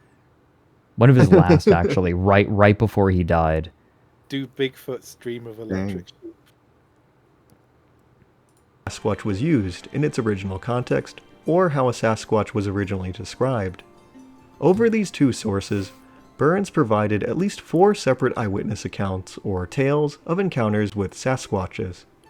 These Indian informants were Peter Williams, Charlie Victor, a man known only as Mr. Point, and a woman named Seraphine Long. Just Mr. Point. Is he a Pizza Tower character? Mr. Point. I know that name just stuck out to me when I read it. It was like Mr. Point. That's weird. He's a character. Some of these are like the old. Wait. Oh, go ahead. Oh no, I was just going to remark that these are like the only photos that exist of these people. By the way, I had to really hunt for some of these. But Mr. Point, tell me about Mr. Point. No, he sounds like someone from the Cyberpunk game who would hire you to like murder someone. Mr. Point. Mr. Point likes a hit. They all look like the last known photograph of somebody. Like, if somebody had like 100 photographs of them taken across their lives, this would be their last known photo, but it's the only photo of these people. Yeah, it feels like these are photos that would be used in a documentary from the History Channel that repeats the same information points over and over and over again. Oh, yeah.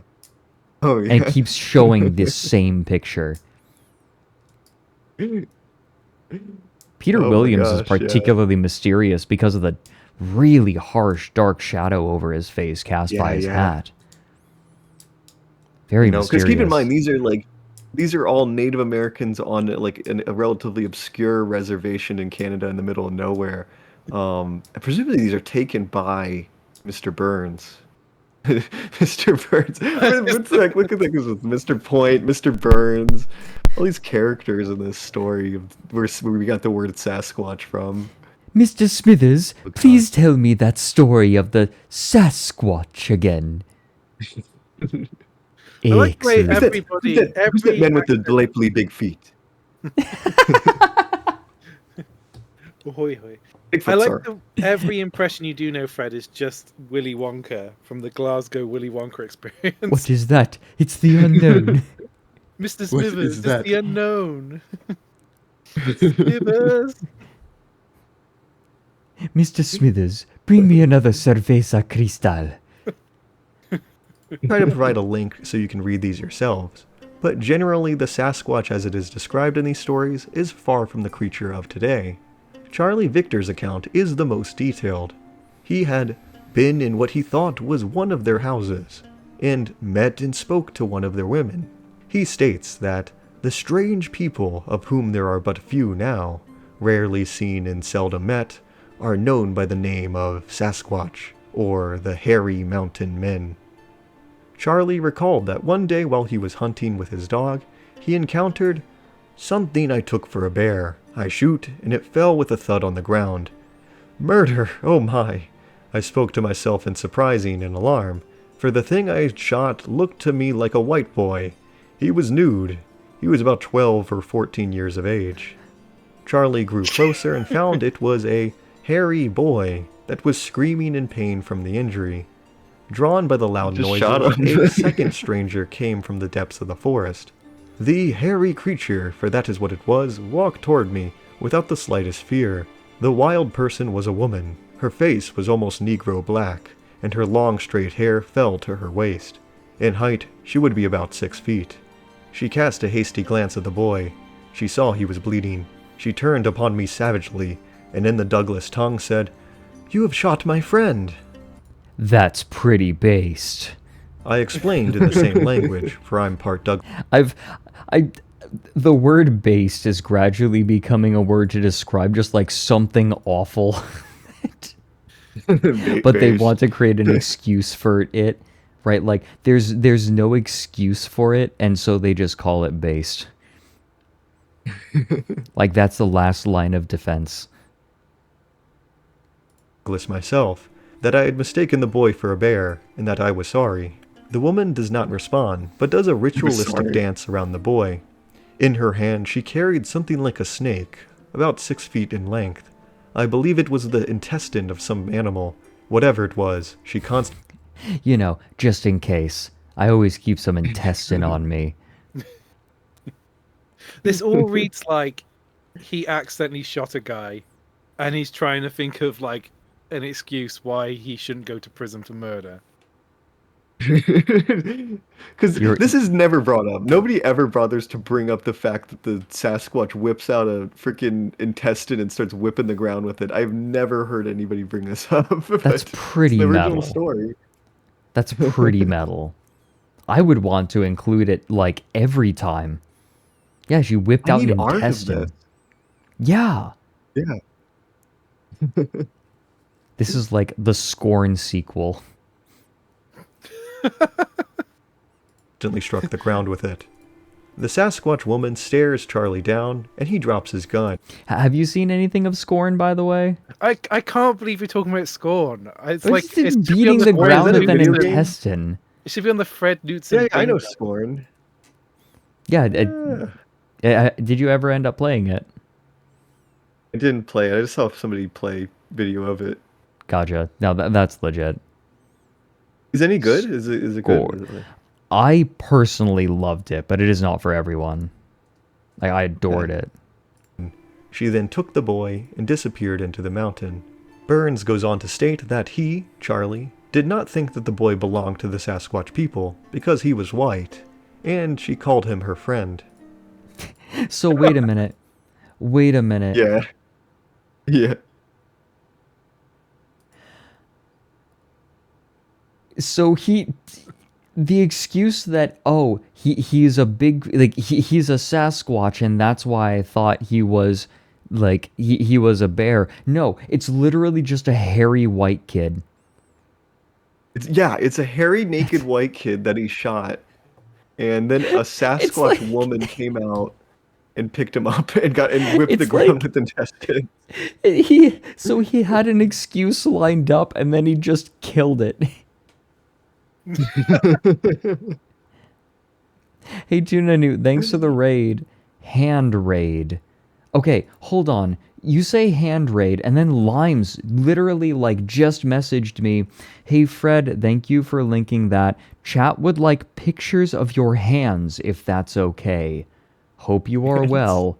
Regards, Limes. What is happening? I like how it's so formally written. You know, with Limes, it's a trick, right? Well, yes. Obviously. It's not related. Why does everyone want my hands all of a sudden? I have no hands and I must stream.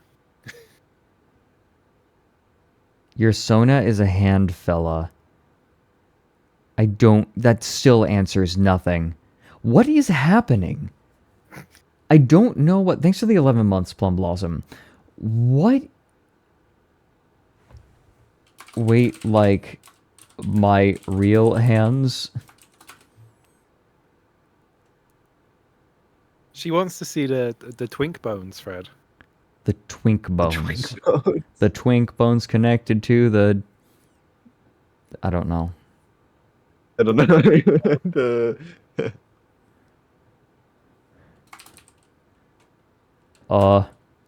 All right. Sure. Why not?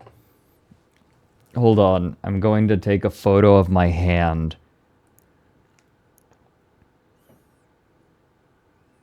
There's just gonna be some dead air now, guys.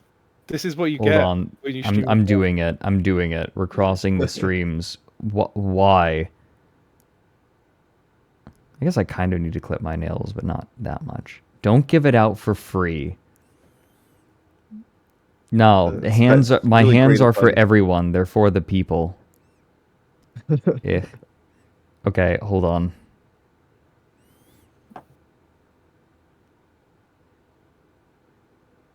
Why? I don't know what's happening and I'm scared. Fine, fucking... An only hands account. That's very good. Ryan, don't message me saying you want a picture of my penis. Ew. I like that's your reaction, Trace. Ooh. Ew. That's like Mike's reaction to Rich talking about getting laid. He's like, ew. Disgusting. No, She no, just said, yay, thank you. We were talking about how I wish I had more dainty hands. Yeah, Because like mine dainty are hands. small like the rest of me. She's saying... Wish I had nicer hands. And chat said you had long, elegant fingers, which totally isn't weird. And I said... See, this is what you get, Fred. This is what you get when you play the hurdy-gurdy. So Hurdy-gurdy. I appreciate that the Yeah. explanation only came after I sent the photo. That's a power move. You should tell her about the twink bones.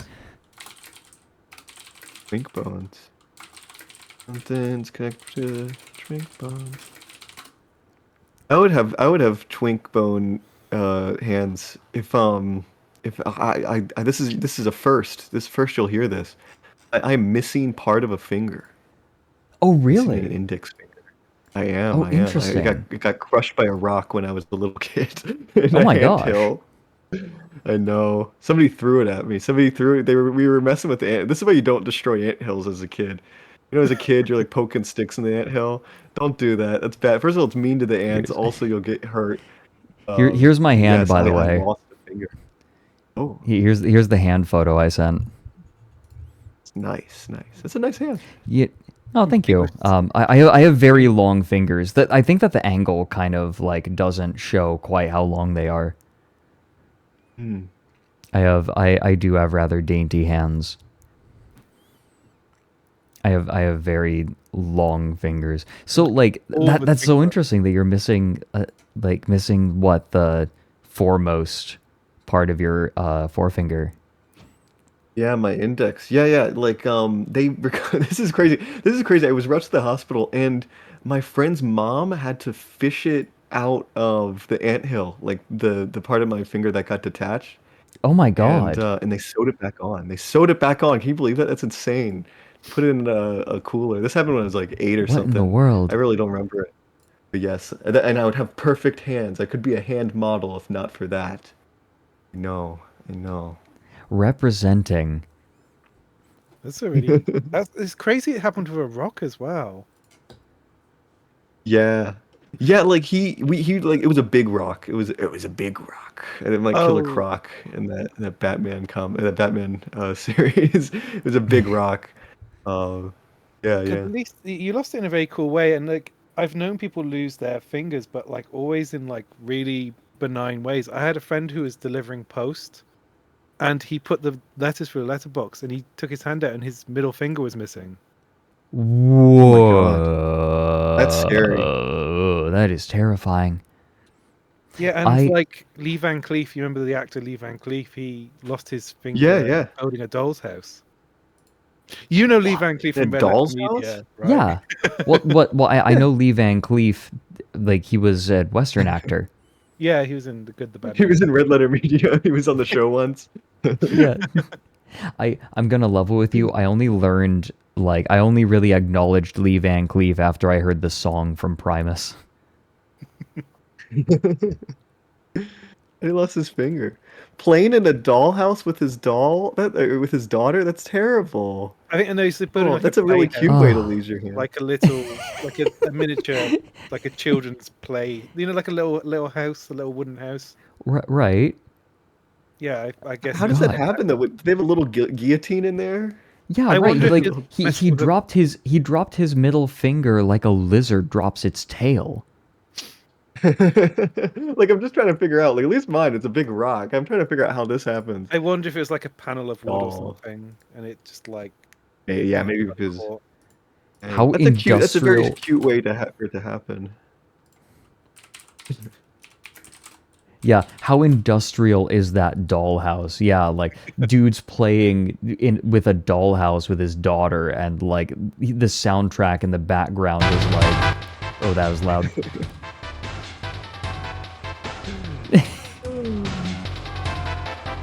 Van Cleef. Who is the evilest looking person to ever exist? Lee Van Cleef. That's not true. That's not that evil. He's a handsome man. He's got like amazing cheekbones. God damn. He is I think he is like he was cast often as the cliched bad guy, right? Right. Yeah. That's He was why typecast. for a few dollars more, he's one of the protagonists, and that's a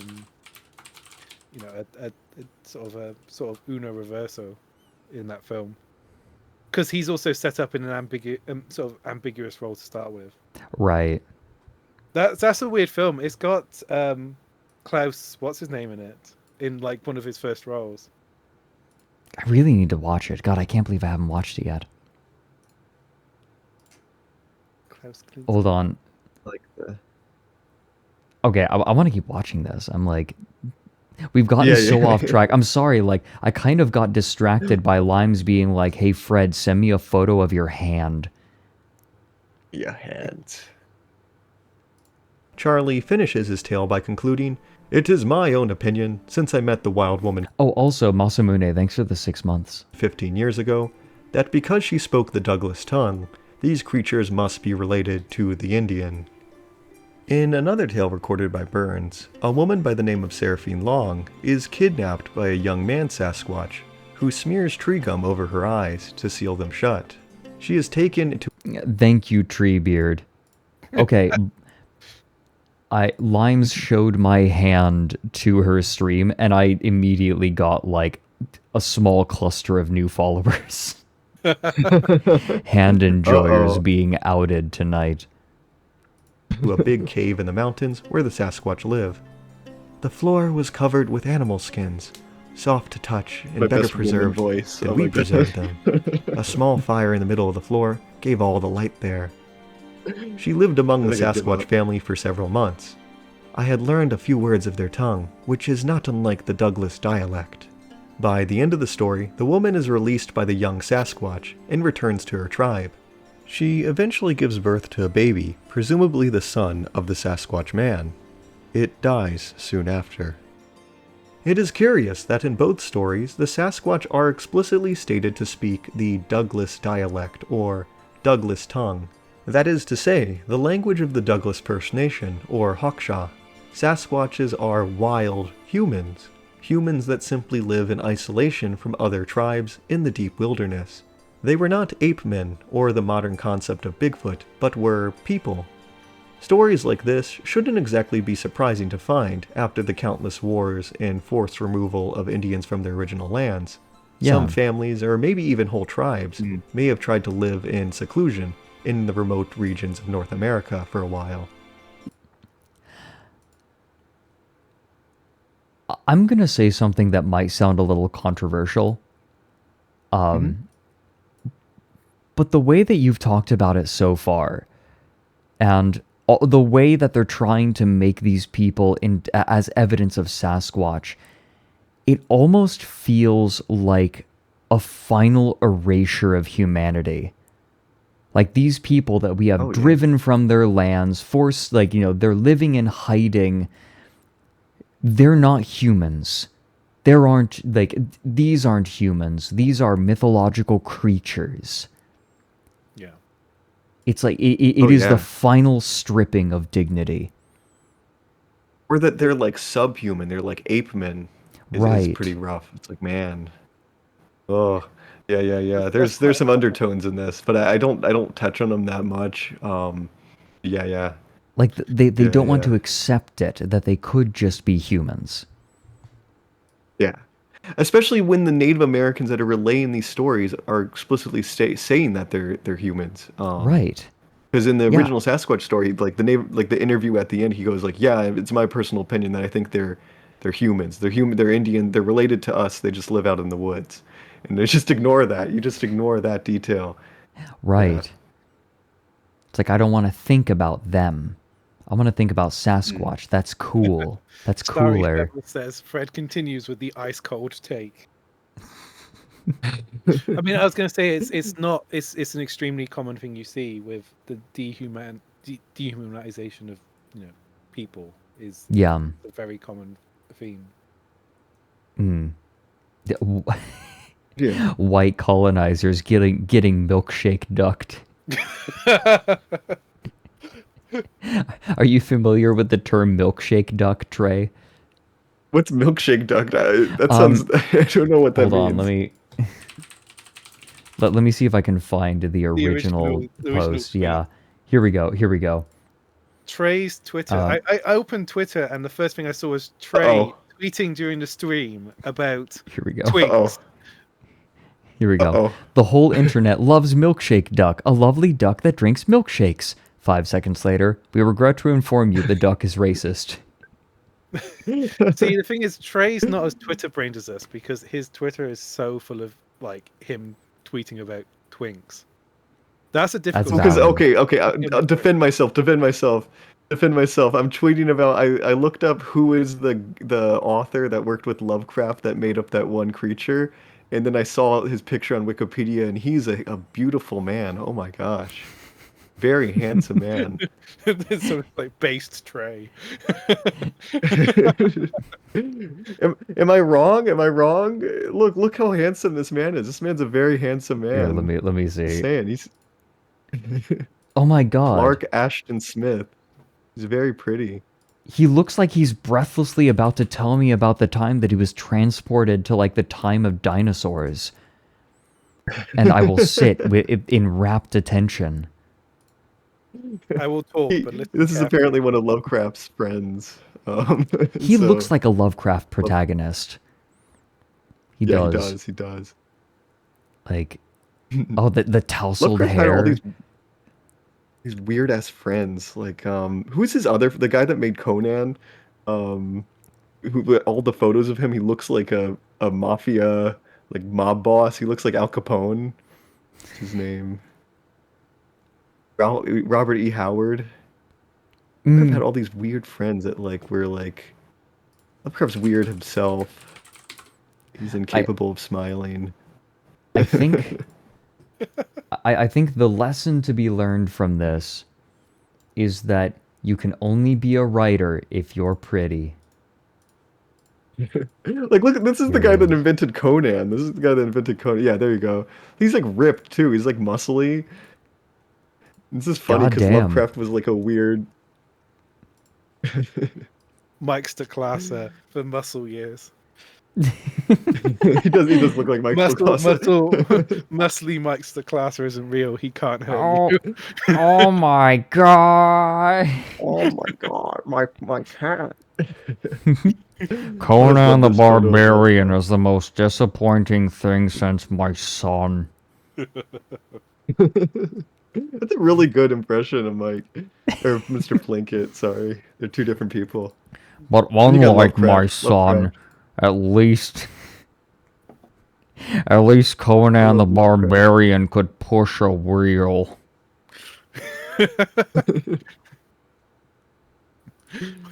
What were they feeding him whilst how he pushed he's the incapable wheel? of smiling? Yeah, right? Like, do you think that they spoon-fed him gruel as he pushed the wheel? What was the deal that as people died, he got to eat their food? So by the end, he's eating 35 people's food. That's why he's so bulked. Ironically, for that film, Arnie had to lose muscle mass because they were just nah, he's too muscly to play Conan. Oh my god. Yeah, he had to lose loads of weight to do it. That's so funny. That's how jacked he was before he was an actor. Even famous Bigfoot experts like John Green admitted that the Sasquatch with which Mr. Burns' readers were familiar were basically giant Indians. Although avoiding civilization, they had clothes, fire, weapons, and the like, and lived in villages. They were called hairy giants, it is true, but this was taken to mean that they had long hair on their heads, something along the lines of today's hippies. Oh, and to top it all off, Burns once repeated these stories. I feel like this music reminds me a lot, and this is your music, right, Ryan? Yeah. Yeah, Ryan did an awesome track for this part. I like this track. I mean this in the best way possible. It reminds me of, like, Oblivion. And so I just imagine an Oblivion character saying this. Right? I'm Rena Bruyant. I love Bigfoot. Doesn't everyone? Riaha! Basically giant Indians.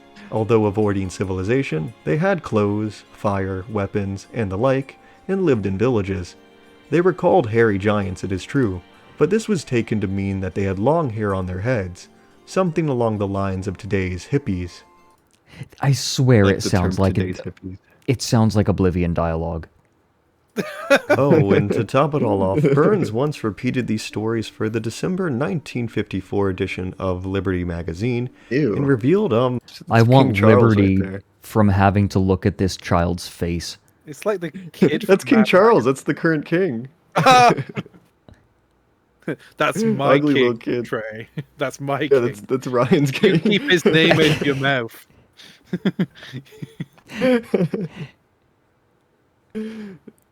Have you... I don't know if I should say this. What? I don't think I've ever seen a child look like a sex pest. Until now. Well, he does look like a member. There's something weird with his face. He looks like the Mad TV, like the Mad Magazine guy. He does. I said he looked like the Mad Magazine guy, but... Oh, I didn't hear you. Oh, sorry. I want to acknowledge I made that joke first, damn it. Yeah, Ryan made the joke first. It subliminally hit into my mind. Yeah, look at him. He looks a lot like him. He looks like identical. He's got the same smile. Very similar. Wow. And that guy's the king of England. He's got like a mod haircut. It's weird. I don't like it. Go on, Jimmy. Be on the paper. His be on the casual cover of the magazine. racism. No, think people won't make fun the of you. Chehalis Indians are intelligent but unimaginative folk, inventing so many factually detailed stories concerning their adventures among the giants would be quite beyond their powers. In other words, he is stating that Sasquatches exist because Indians are not creative enough to make them up. In any case, such a shocking realization. So that's the guy that gave us Sasquatch. I'd like to see this. I would like to see this in court, right? Like, there's no way that he could have lied. He's not imaginative enough to lie. He's not imaginative enough. Some people read that and was like, what's racist about that? They're like, what's racist about that? I was like, it's pretty condescending at the very least. Yeah, what the fuck? Is it not explicit? Make them up. In any case, such a shocking realization makes me wonder why we even use the word Sasquatch to refer to Bigfoot in the first place, since its original meaning is so different. Basket women. 25... Hey! That was Baba Yaga. Baba Yaga. Out of the 154 stories, or 16%, feature a being carrying a basket or net or jar or bundle on their backs. Baskets featured so prominently in these stories that it was just hard to ignore. All over North America, there are tales of a female being referred to as Basket Woman, the evil old lady with her basket. To this day, they still tell of the Basket Lady. The Kawaka, I think that's how you pronounce that. Just look at that word for me. Carries a basket on her back, in which she carries away children.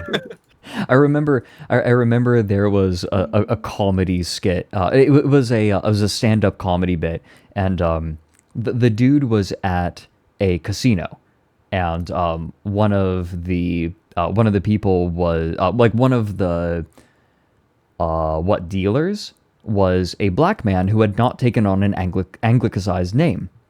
And his name tag was spelled with an exclamation point at the beginning. Yeah. Exclamation point, yeah, B-I-L-E. And he's like, he looks at it and he's trying to get the guy's attention. He's like, how do I pronounce that? Ile! And the dude's like, please do not yell in the casino. He's like, how am I supposed to pronounce that? And he says, he explains, my name is Ile. Like, because the exclamation point is a tongue click. Oh, that's a tongue click. Okay, because that's taken from a famous anthropologist book, Kroeber, and I guess it's a tongue click. Yeah, because I was like, how do you do the exclamation point and the semicolon? The semicolon's the one that's messing me up too. It's like, what? Okay, yeah, I guess linguists know how to use these words. Yeah, I don't know what the semicolon is, but I think that the exclamation point is a tongue click. Like typically in like English in English phonetic writing. Maybe you're meant to say those specific syllables just really loudly. Like you're meant to yell the K. That's what I thought. That's why I say Kawaga. I say it really loud. Oh god. People are noting that she looks like the unknown. What is that? Looks like the unknown. It's the unknown. I love. Okay, go back, I think look at the mask. Part of what makes. Okay, yeah, hold on. What is that? The unknown. If I just search the unknown Willie, yeah, here we go. Oh my god, she's in the Fanon wiki now. Did you know this? No. This is a 16-year-old girl who played the part of the unknown, and that is her real hair. Yeah. I know. I saw that. That's crazy. Good for her. Bless her. Yeah, she's wonderful. She did a great job. She did. She gave it her all. In the end. What is that? It's the and I think that Basket Woman. I have heard stories of the Basket Woman before, and she really does feel like a cryptid, especially with that single, like the theme of the basket being consistently there feels very cryptid-like, right? You have that visual anchor, or that thematic anchor at the very least. Oh, Cantankerous Gnome, thanks for the 7 months. Hello. Hello, I'm Patrick Cox. The Basket Woman was an evil witch-like being that kidnapped children in the night. She did so by capturing them in her basket or bag, and after taking them to her lair, the Basket Woman would eat the children by roasting them over a fire or cooking them in pots. They preferred and hunted children as better eating. Each had a big basket on her back, and would come home with it filled with everything bad. Zanakwa, she captures children who are crying, and who venture into the forest, carrying them away in a basket on her back to devour them. Most of the time the Basket Woman is female, but sometimes he is a basket man, and sometimes he is a stone giant or a chimera as well. Many of the creatures of the previously discussed categories have elements of Basket Women stories mixed in, and they are by no means mutually exclusive. For example, there is a stone giant of the Shoshone, Soapitsi, had a conical basket for packing things in. It was lined with pitch. He threw people inside, and they stuck and couldn't escape. Sanahaha always carried a big basket of thorns on his back. When he caught anyone, he threw him over his back into the basket. One Basket Woman story by the Wintooth described her using hot pitch to cover children's eyes, which sounds eerily similar to how the male Sasquatch abducts the woman in J.W. Burns' story.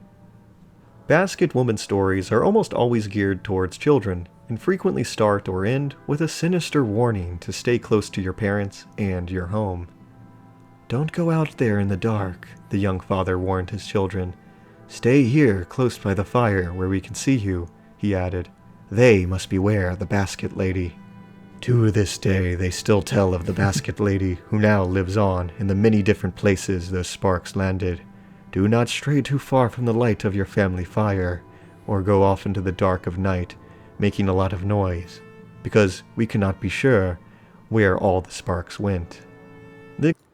This I recently learned because of a beautiful song that I was shown of a kind of Korean ghost that if the story goes, if you go into the forest and are eaten by a tiger, then you become a ghost and you can't pass on. And there's a really good song about I think what are they called, the Changwi? Is that it? I don't remember. Let me see. But there's a really good song of a ghost like who was eaten by of a person who's eaten by a tiger that he was hunting.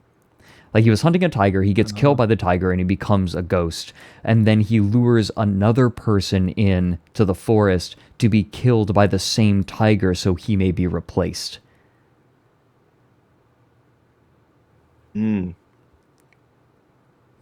That's interesting. Dang. I love these stories. They're fascinating to me. They're sort of like and that's story, like such an like, oddly specific thing, like to be eaten by a tiger. Oh, man. tigers. Well, make no mistake, tigers are a huge problem in jungles, forests. They will they are very hostile to humans, right? Like you see a tiger, that thing wants to kill you. Like it actually is a significant problem. Extremely wide prevalence of these similar stories would be compelling if basket women were described like Bigfoot, but they are not. In the stories, they are often individual beings, not a race or a species. They also always use baskets, live in houses, wear dresses, and roast children over fires. Like the giants, they're basically just your typical run-of-the-mill fairy tale villains. And here's the thing, you very likely have heard a variation of the basket. Listening to this, because these are essentially like stories to stop your kids running away, right? Mm-hmm. Yeah. But all I can think about is there's an Andy Kaufman like stand-up routine where he does a song, and the song is Andy Kaufman obviously invented like these fictional countries he was from, and there's a song the parents sing to the children if they run out into the woods and the parents are looking for them, and he says the song's title translates to roughly, "Do not laugh, because one day you'll have to sing this song too." So all I've been thinking about is Andy Kaufman like playing the like congas and singing the whole time. Woman's story, because it is basically a staple of every culture around the world. When the children were bad, they were warned that the Honka man would mark their arms. He was about the same as the boogeyman is to the white children. Every culture has its own basket woman or basket man. If it be El Coco of Spain, or the sack man. Yeah, there's Krampus on the right. Greetings. Krampus, okay, so yeah. so these are specific. This is specifically a Krampus card that got really popular. I think in what was it, the early 1900s, 1800s. They were always kind of weird. Sometimes they got raunchy. Like Krampus is about like there's a beautiful woman in the bed and Krampus is like, I'm gonna get me a piece of that. They're very kitschy. Kitschy is the word I would use. And of Latin America, or Baba Yaga of Russia, or the Boogeyman of America. The details are pretty much the same. They are all stories about a being that kidnaps disobedient children in the night, often carrying them off in a sack or basket. Spooky characters like these have been used by adults to scare their children into being good and not staying out after dark for thousands of years. The prevalence of these stories doesn't mean basket women are real. As any parent will no doubt agree, it was just an easy and effective way to keep little children out of danger. It is... Okay, Trey, I want to tell you about one of my favorite boogeymen from like Eastern Europe. The Perkten, right? You have Frau Perkta, who, like, she is a character, but then the Perkten were people, like, they were sort of her people. And there was tell of these people with these long beak-like faces, and if you did not eat enough during holiday celebrations, they would come into your house with gigantic scissors, cut open your belly, tear out your internal organs, and replace them with straw. What? That's insane. It's awesome. That's awesome. What? How do you spell that? Here, I'll type it at you. That's awesome. The Perchten. Perchten. That's the plural. That's the plural of Perchta. Oh, that's cool. See, I love this kind of stuff. I love learning this kind of stuff because I was on a call the other day with my my professor when I was studying in Poland, and he was telling me about Upjur or something like that, like Polish vampire equivalents or something kind of like a Polish vampire. And they don't drink milk or sorry, I ruined it. They drink milk instead of blood. And I think that's really fun. Milk from a cow. Like they sneak into the field at night and suck the milk out of the udders and then run away. Which I think is a really Polish thing. I kind of love it. That is extremely Polish. Oh my god. It's like, that's Poland, all right. I just, again, it feels like another thing. It's like funny dehumanization this time. But it just sounds like the kind of thing a farmer would become paranoid about. I'm certain, is cow tipping real, or is it just something farmers get worried about? Yeah, cow tipping is real. But why? 100%. Why is cow tipping a thing? I don't know, man. Exactly. People are bored in rural areas, especially in the U.S. If you're in like, I don't know, Kentucky or something, you got nothing to do. Yeah. To mess with livestock. Trey is slandering Kentucky right now. I'm gonna be there soon. Gosh darn. I shouldn't slander them too much. But yeah. The Upjor milk stealing. Like he talked about how it came about whenever there was like where there was famine or like low milk yield. Like they would blame it on that, and then they'd go into the cemetery and look for an Upjor and desecrate the corpse to stop them from drinking milk. What the hell? They would do all kinds of crazy stuff. He was telling me about like, so he is excavating a site, and like they sometimes have vampire burials there where like they'll put rocks in like a person's mouth or put like a knife, like they'll put a knife on the neck, so when the Upjur comes out of the grave they decapitate themselves. Like it's like an automatic system to stop vampires. They string the top of it with Shiga wire. If Jigsaw was a farmer, basically. Yeah, if Jigsaw was a paranoid Polish farmer, and they kept this up until like the 1900s. Like people did this like for a while, at least in Poland, at least in parts of Poland. Hi, Alfie. Alfma. Hi, Alfie. How are you doing, Alfie? I am Fredrik bad. Never mind. Fuck you, Alfie. Ban Alfie. Alfie bad.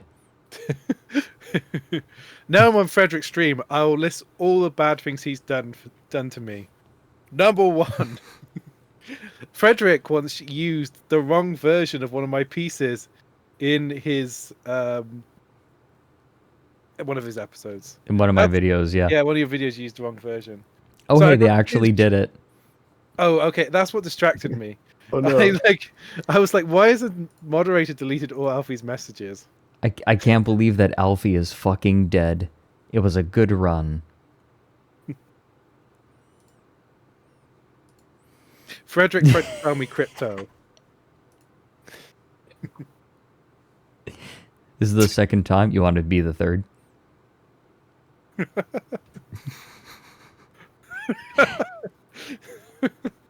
I hate Alfie. I hate Elfma. The worst streamer. Fredrik she is Swedish. Try to sell me. Whoa! Oh, sweet. I missed out. Disgusting. Who would choose to be Swedish? Who in their right mind would choose to be Swedish? This is how I look when I see a Swedish person. Mother, get me away from the Swedish person.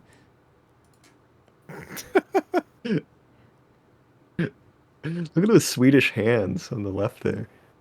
Oh yeah. Spooky hands. Yeah, creepy they're little coming. fingers. They're coming to grab. They're coming to grab me and dunk me in milk and throw me at the wall.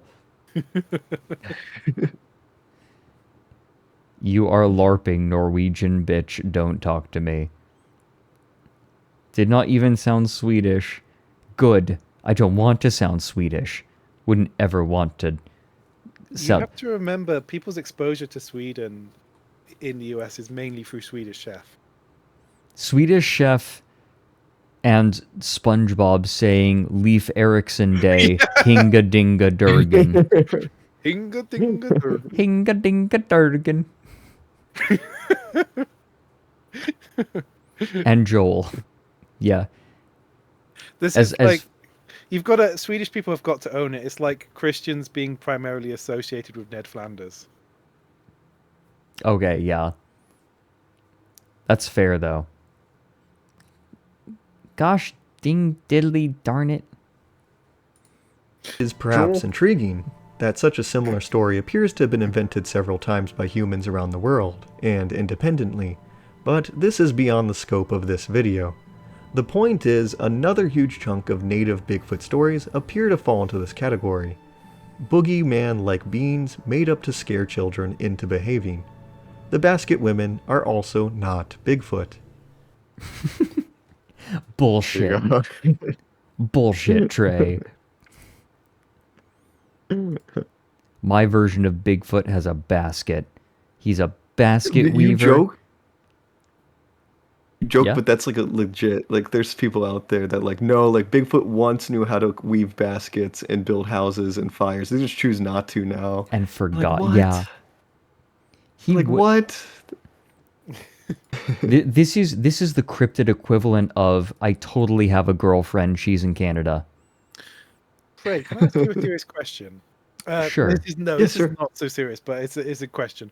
So you know how some people have like Neanderthal DNA in them, like I remember Right. the thing at the British Museum, and like I feel like Bill Bailey was 6% Neanderthal or something, which is amazing. But That's a lot. Yeah. that's a lot. Yeah. But are there people who believe that Bigfoot's disappeared because they just became part of like the human race? So We people are part fucked of Bigfoot out of existence. Yeah. You know, right? That's actually like a really good theory, and I think that's kind of genius. Which means that Bigfoot believers don't believe in that, you know? Like, I think all Bigfoot believers like believe Bigfoot exists like now. Like there's very few that will be like Bigfoot is extinct, which is I think a better position. Like, I think that's a more, I don't know, smart position to be in. That like, no, Bigfoot once existed, but he's extinct now. But no, I don't think that's actually a very, very a smart like alternative theory.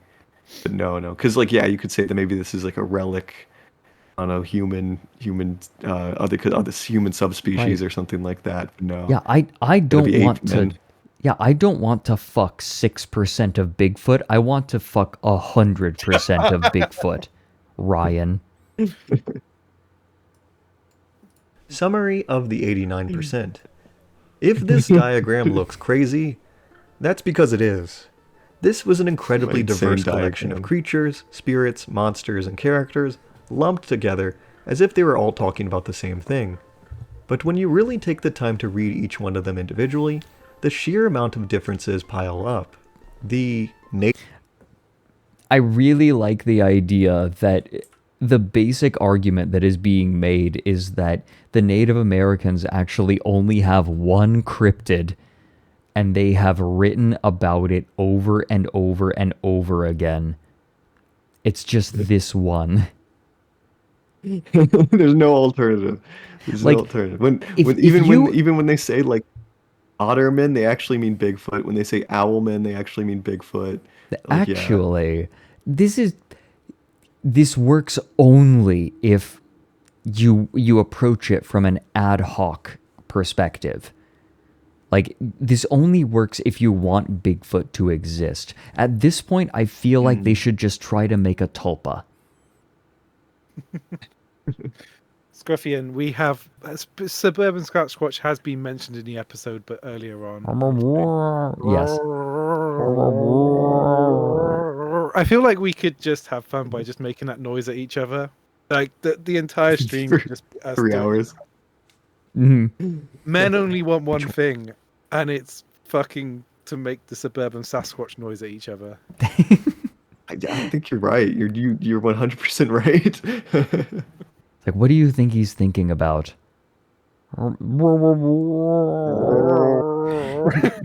Just the guy being fed his own meat. That's all we're thinking about. Emmy, I'm sorry, Mochi is sleeping right now. I'm a Swede, but I'm a Swede, and some of the Americans have Swedish ancestors. Yes. Mochi loves Alfie and Fred. Mama Alfie and Daddy Fred. Beep beep. Feed me with Pocky.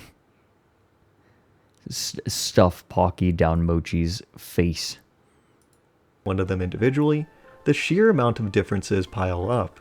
The native Bigfoot list is an assortment of unrelated stories and creatures, the vast majority of which don't sound like anything like our modern concept of Bigfoot. Some were so much of a stretch, I struggled to find what part of the story Bigfooters like Kathy were trying to claim was Bigfoot or Bigfoot-like.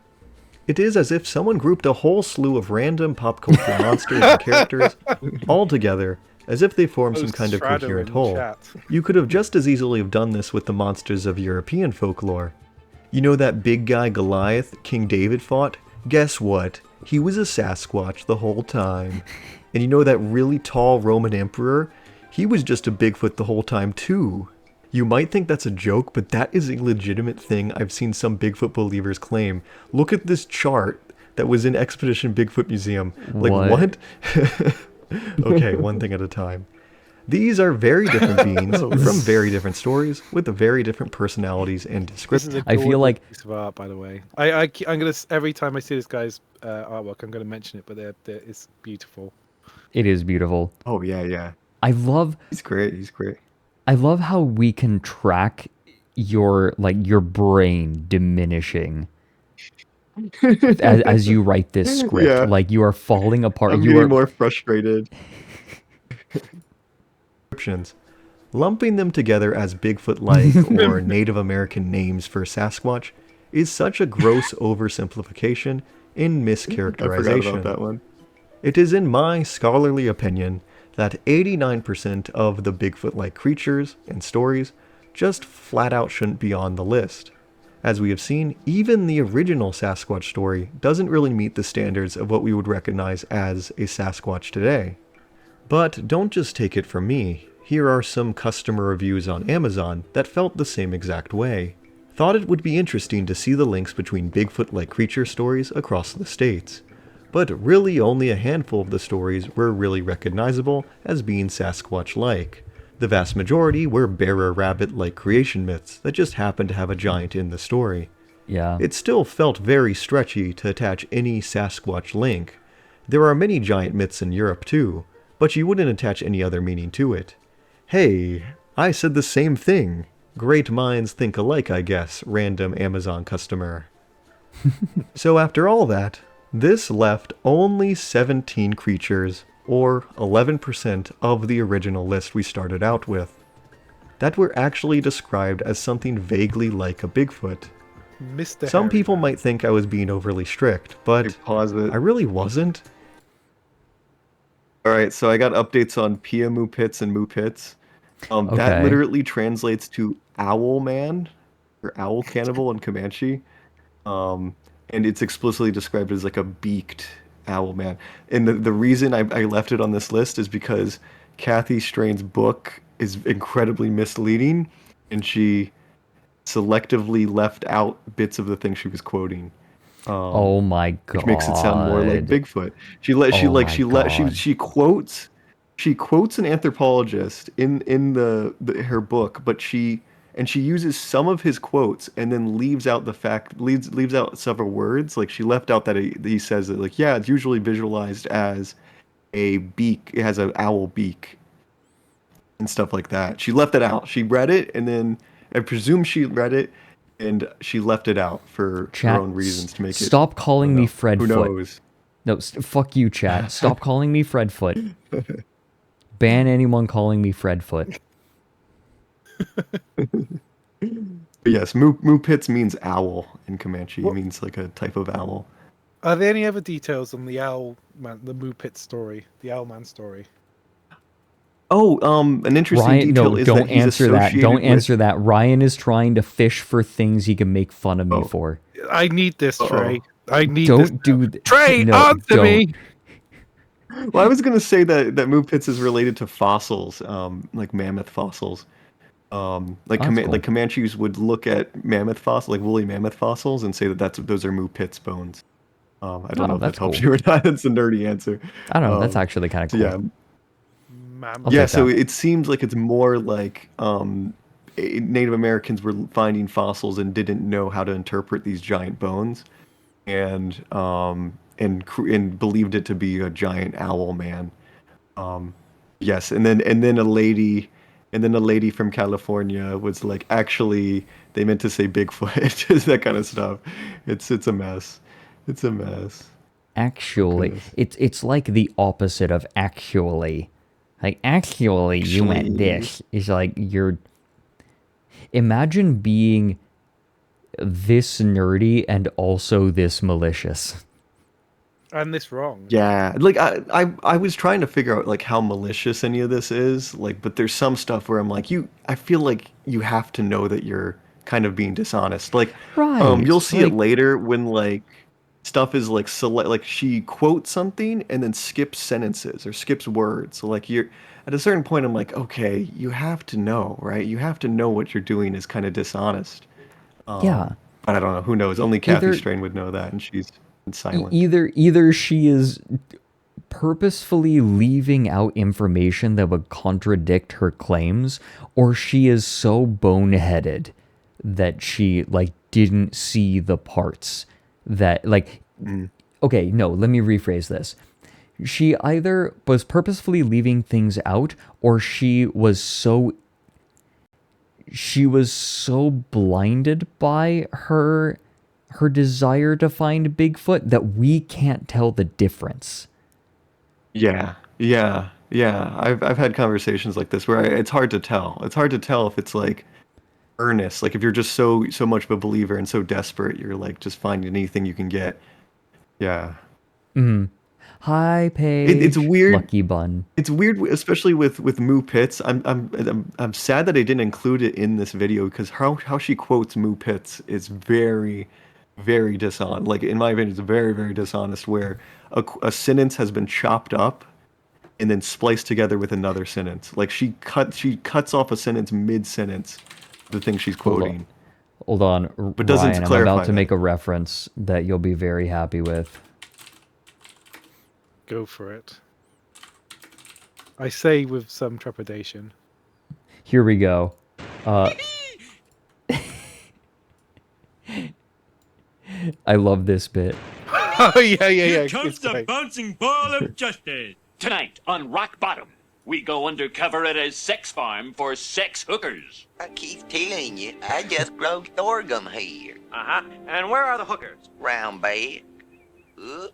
But first, she was a university honors student who devoted her life to kids until the night a grossly overweight pervert named Homer Simpson gave her a crash course in depravity, babysitter, and the beast. Aw, crap. Somebody had to take the babysitter home. Then I noticed she was sitting on her sweet can. I grabbed her sweet can. Oh, just thinking about her can. I just wish I had her sweet can. So, Mr. Simpson, you admit you... I love this bit so much. I like when he like is like, Mr. Simpson, no. grabbed her can. What do you have to say in your defense? Mr. Simpson, your silence will only incriminate you further. No, Mr. Simpson, don't take your anger out on me. Get back, get back! Mr. Simpson, no! Dramatization may not have happened. It's so embarrassing. I know that word for word. No, but yes, that you joke, but it's not that far off from what Kathy Strain kind of has done. She YouTube pooped anthropologists and Native Americans kind of. They're splicing words together, leave out words, keep words, sentences, blah blah blah. It's a mess. Like, and you're reading it, and you're like, from oh a my different gosh. source. Like each one is from Yeah. a different source to put together a sentence she wants to write. It's crazy, and it's crazy that like she never was like, I don't know, worried that somebody would know, because you wouldn't notice it if you were just reading her book. You have to buy Right. the book that she's quoting. So it's like, man, and you wouldn't notice it. And that's why I didn't notice some of this stuff until after the video came out, when other people noticed it for me. It's Oh, crazy. It's crazy. that is so frustrating. It's I very wanna- frustrating. One more time. We had to take the babysitter home. Then I noticed she was sitting on her sweet can. I grabbed her sweet can. Oh, just thinking about her can. I just wish I had her sweet can. So, Mr. Simpson, you admit you grabbed her can. Thanks for the 100 bits, Ender Cobra, James Somerton. No, this is a little bit different. This is more like strategically used ellipses. Always. Yeah. Usually she doesn't ellipses even use are fine, ellipses. but she just She doesn't cuts use it up ellipses. and doesn't say, like, she doesn't use brackets to indicate that she's like changed wording or even or ellipses. It actually might be worse from what James Somerton did. Yeah, I would say yeah. James Somerton, Yeah. like, this is like, this. I'm trying to think of a What way is to here? articulate it. This is Let lying. me. I think I know how to put James this. lied about telling the truth. I think I know how to put this. Imagine someone stole what you said. Now imagine someone cut up what you said to make it sound like you said something you didn't and lied about what you actually said. I would argue the latter would be worse, personally, to me. But that's personal. Oh, psychedopy. Oh my god. Sweet can. Thanks for gifting out the 5 subs. Thank you. Psychotypy? Thank you very much. Somerton did that a few times against Oh, I see. Gotcha. Okay, so he literally did do that. Fair enough. Mixed in with this 17 was me being incredibly... Oh, by the way, why is Moopits here twice? Well, there were like 3 different stories of Moo Pit, so I was like, okay, because this is Okay, story, so I was okay. like, okay, there's 3 different stories that sound like Bigfoot, so I'm including Moo Pits 3 different times. Right. It was so me being generous. I was being generous to Right, Kathy okay, Straight. that's fair. Yeah, so we have Moopits 2, Electric Boogaloo, then Moopits 3, this time it's personal. generous. One of the 17 was described as having cow hooves, and another had a penis, which is so long that it must be rolled up and carried in the arms. Wait a minute. What if Yeah. What if that's where the intestine bit comes from? Oh, maybe there's a connection. Ah. Maybe he just mistook the penis for an intestine. I've done that before. It terrifies its enemies by striking That's tree the worst trunks. thing anyone's ever said to me. Oh, shame. Up and carried in the arms. It terrifies its enemies by striking tree trunks and breaking branches with its uncoiled organ. I need to send this to Mary so he can prove that he's not asexual. Like, he can describe his own organ like this. Right, I need to explain. Okay, so Mary is on a To call quest this to place prove... evil implies a clarity of purpose that I do not want to attribute to anyone involved. Yeah, that's about right for this stream right now. Someone just did a sound alert that said, to call this place evil implies a clarity of purpose that I do not want to attribute to anyone involved. Here we go. So Mary said, do I have an asexual vibe? And everyone kept saying yes. And they said, stop saying yes. Plap, plap, plap. Booba, booba. Caca, caca, booba, plap. And then I replied, Mary, this is an asexual's idea of sex. And so now he's on his sex arc. Trying to convince people that, like, he's not asexual.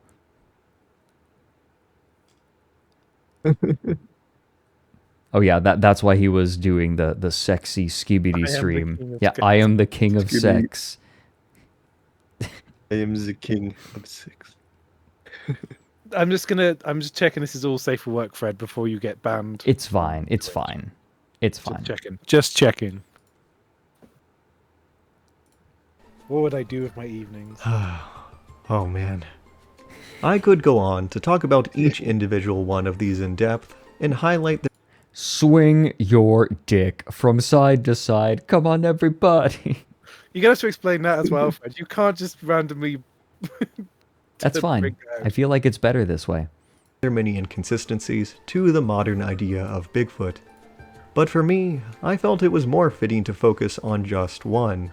Because not only was it widely regarded as the most compelling, I found that it was a good microcosm of the whole Native American Bigfoot phenomena in general. The Hairy Man. The Mayak Datach of the Yokots, just like the Gagat of the Haida, is a favorite for Bigfoot believers to cite in discussions of the native origins of Bigfoot. The Yokots reside in modern-day California. Like many of the stories and beings we have discussed already, the actual descriptions of the Mayak Datach, or Hairy Man, in Yokot stories, are not particularly compelling to the Bigfoot Sasquatch believing cause, at least in my opinion. The 3 stories collected by Kathy Strain herself in the early 1990s don't describe him in much detail aside from walking on 2 legs, having big feet, and being hairy. One of the stories, How People Were Made, is a story about all the animals of the earth taking turns on what they think the first human should look like and be like. Each one has their say: fish, hummingbird, eagle, turtle, lizard, owl, condor, coyote, and lastly, hairy man. But there is a final disagreement between Coyote and Hairy Man. Coyote says, "People should be just like me because I am smart and tricky, so have them walk on all 4s. Hairy Man shook his head and said, "People should walk on 2 legs like me." Now, curiously, a friend of mine, thank you, Hairy Man wisely replied, "Nuh-uh." Who lives near the Tule Reservation of the Yokots, purchased an official book published by the tribe themselves. In the 2008 book, Bigfoot and Other Stories, there is a version of this How People Were Made Yokot story that is very similar to Kathy Strain's version, except the tribal storytellers have replaced Hairy Man with Grizzly Bear. Its version goes like this. Eagle and Coyote made people by taking the clay from the earth and shaping it like a man and woman. Grizzly Bear said, "People should be able to stand on their hind legs like me, and they should have no tail." That motherfucker cursed us with lumbar problems. So, take that. Fuck you, Grizzly Bear. I blame you for back pain. Information as you will.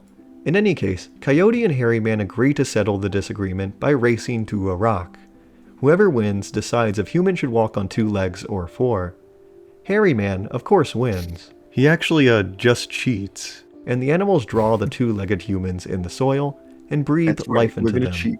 Proud of his creations, Hairy Man greets these newly formed humans, but the humans are frightened of his appearance and run away. This makes Hairy Man very sad. That is why when all the animals draw their pictures on the rock, Hairy Man drew himself sad. That is why Hairy Man's picture is crying to this day. This rock is now called Hakiyu, or the Painted Rock, and it still exists on the Tule Reservation, along with the drawing of the crying Hairy Man. Bigfoot believers have focused on this rock and the painted figure a ton. As you have no doubt noticed, it serves as the cover for Kathy Strain's book. It is used on the Wikipedia page for Bigfoot under Indigenous and Early Records. Not 1, but 2 replicas of it are featured in the Expedition Bigfoot Museum. A book geared towards children that I found in the museum's gift shop showed a photo of the pictograph describing it as a male, female, and child hairy man.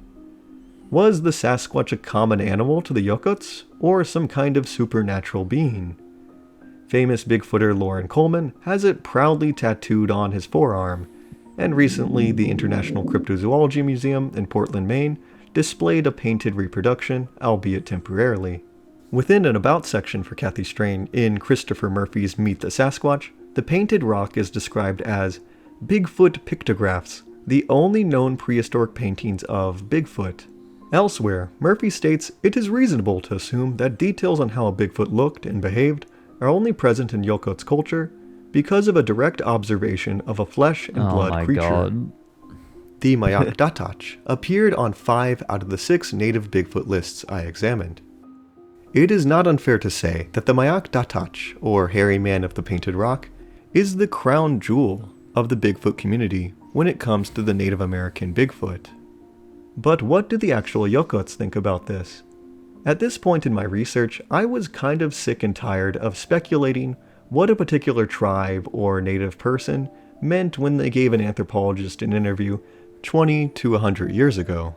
So I thought to myself, why don't I literally just ask? Almost all these tribes still exist and have emails on their websites that you can contact. For this project, I emailed a bunch of different tribes, but the only one that got back to me was a Yokots representative from the Thule Reservation, which was perfect for the hairy man and... To be fair, they're probably sick of getting emails like that. Well, that's exactly true. That's 100% exactly the case. Like, you're sick of hearing it, and so are they. This isn't meant to be, like, a point against you. This is just, yeah, everyone's sick of it. Well, I was able to get in contact with more after the video was uploaded, and yeah, they're just, like, I talked to somebody who's with the, Tlingit? I'm probably saying that wrong. And he got upset, like he was like upset that I even like kind of asked, you know, like that even just like asking like, hey, I saw this like used as like a Bigfoot. Should this be interpreted as a Sasquatch? And he was like, that's like an insult to like my religion and my culture. That's tantamount to just like spitting in my face. I was like, man, whoa. I was like, I was just asking a question, because like some people are just like sick of it. Yeah. Sure, it's understandable. I totally understand why. Yeah. The painted rock. The interview I had with them over the phone was incredibly helpful and revealing. First off, they revealed to me that Mayak Datach is often mistranslated in Bigfoot sources, as it does not directly translate to hairy man.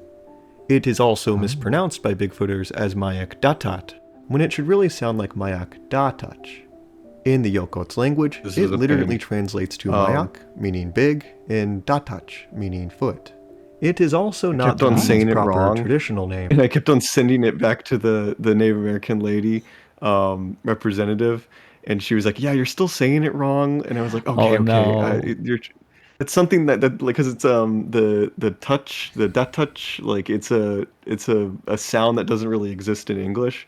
So we had to like find like an equivalent. So like I basically had to like reconstruct, like make my own phonetic pronunciation, because all the previous ones were kind of wrong. For this video, we like made linguistic. We were like talking together. It was pretty fun. Oh my god, it's pretty fun. The Thule River Reservation representative, Thule River Tribe. She was awesome. She was a great. Like I'm so happy I was able to talk to her because she was fantastic. This is so cool. I'm so glad I brought you on to chat about this, by the way. Like, I love hearing about this process. Thank you so much. His true name is not taught. It is sacred and only spoken in prayer during special ceremonies or gatherings.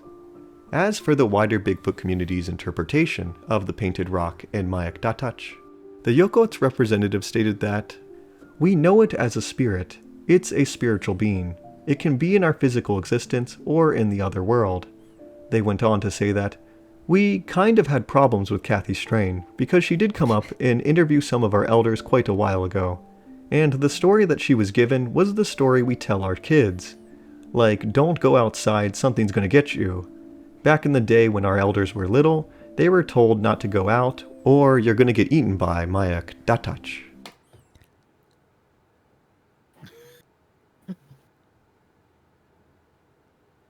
Bigfoot believers are just cryptid bronies.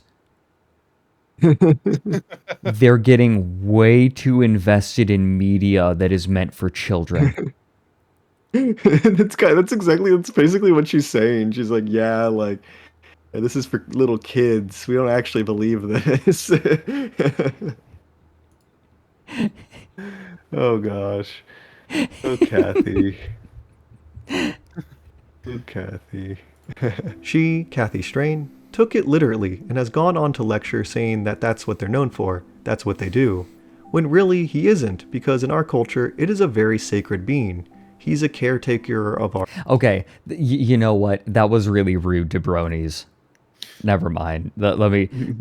There's got to be a better comparison, right?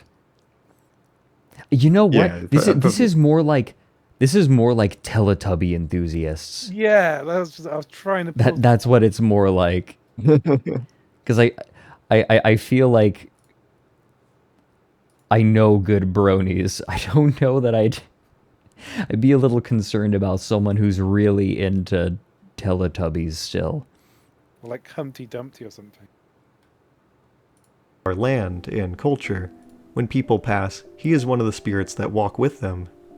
When asked about the Basket Woman stories, the representative stated that the Basket Woman was the scary story told to kids. It was a scary kid story that is simplistic and doesn't reflect the authentic beliefs of adults. People are passing it off as if it was a tribe of cannibals. It is laughable but really upsetting because it was a kid's story. When asked about Bigfoot believers using the painted rock and Mayak Datach in publications and museums, the tribal representative said that often they don't take the time to ask one of us. It is such a big topic now.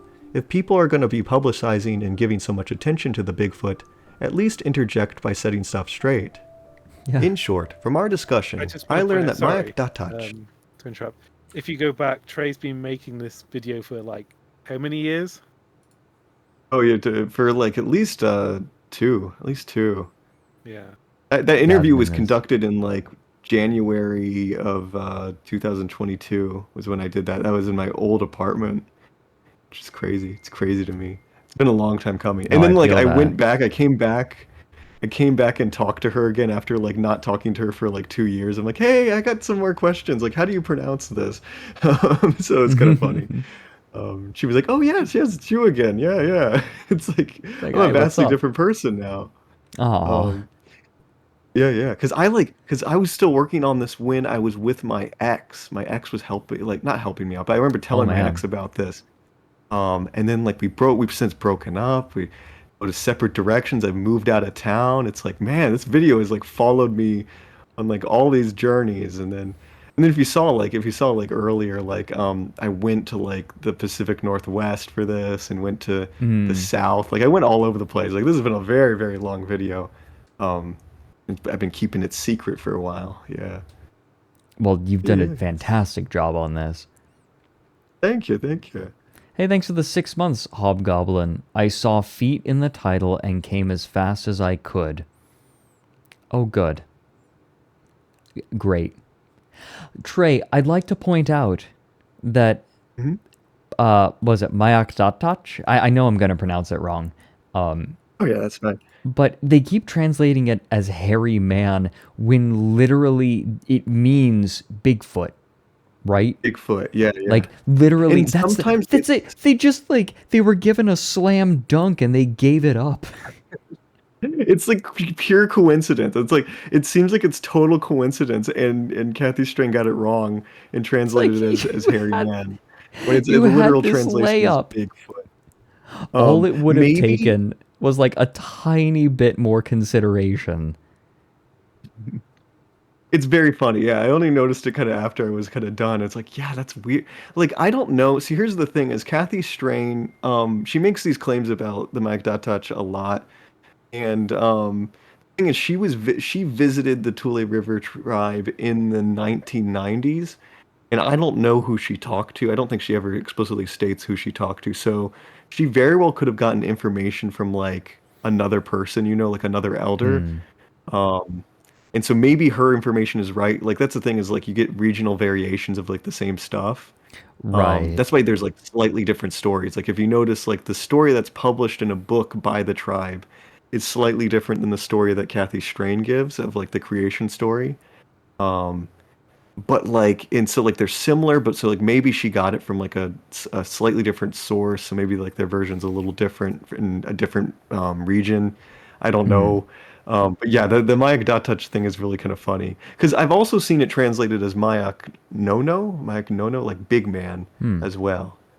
Okay. So yeah, and even though Mayak no no translates to big man, they translate it sometimes into English as Bigfoot. So I guess I'll give her the benefit of the doubt. But yeah, I think it's kind Yeah. of funny that like they literally could translate it as Bigfoot by coincidence, but she did hairy man, which is like a mistake. It's a mistake linguistically. I don't know. I think what's frustrating is that we know that purposefully or not, she's not arguing in good faith. Like she's chopping up people's words to try to fit what she wants more. And to give her the benefit of the doubt feels like a misstep, you know? Yeah. Yeah. It does. Maybe for the sake of argumentation, we assume that we give her like we argue in good faith and assume that she is arguing in good faith, but for practical purposes, we don't assume so. If that makes sense. By setting stuff straight. Yeah. In short, I say a lot of stuff. I don't know. I don't like creating drama, but for this, it's so hard not to create drama. You know, like it's like, oh right, my gosh. but because they're dramatic people. Yeah.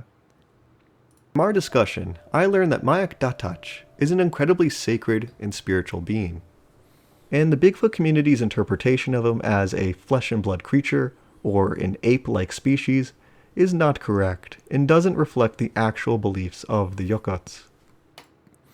Okay.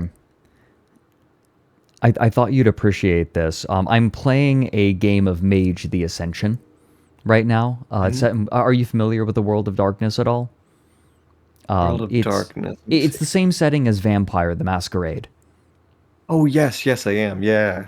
Yeah. I'm playing another system within that world, and mages all have avatars, and these avatars are sort of their spiritual, like they can vary, but essentially they're magical guides. And one of the members of our party is a conspiracy theorist who runs a website, and his avatar is String Squatch. It's a Sasquatch made of red threads like you would find on like a conspiracy board, cork board, tying things together. That's awesome. It's awesome.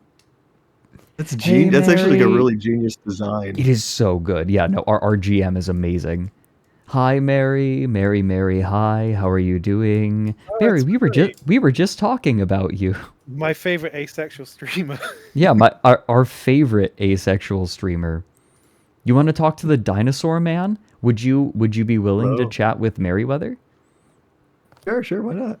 Mary is lovely. Here, I'll add him to the call. Ooh. There you are. Get in here. Are you I wonder, does Mary know your work?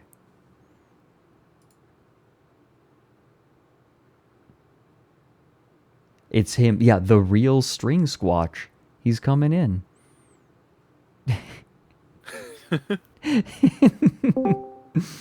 Mary. Hello there, Dogman. Hello, baby girl. Hello. Baby girl, talk to me. Don't leave me alone. Oh, I thought that's what Mary sounded like. No, that's not what Mary said. That is very much. That fooled me. I thought that was another voice. Master Fredrik. Hello, Master Trey of the House of Funny Dinosaur. Imagine. Yeah. Oh, his mic isn't working. Okay, we'll give him a minute. Oh, I am no, like you have worked. It's so obvious how hard you've worked on this video. There you are. Hello, Mary.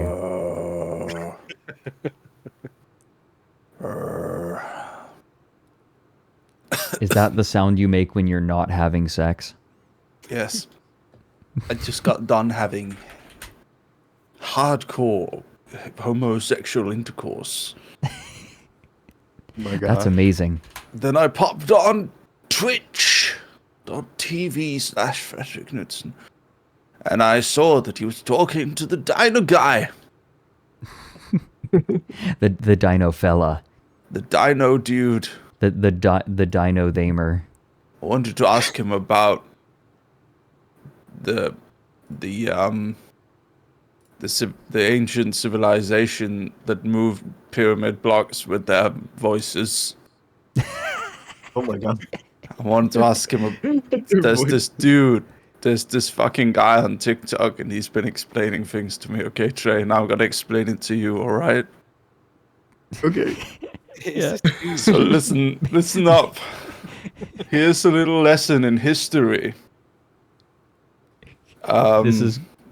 This is going down in trickery. Yes. How the fuck did you know? Listen.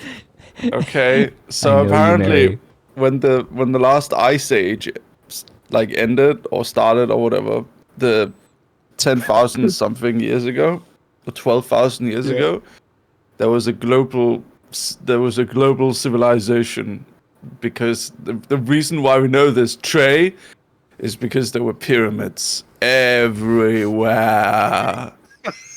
And they all organized the right way.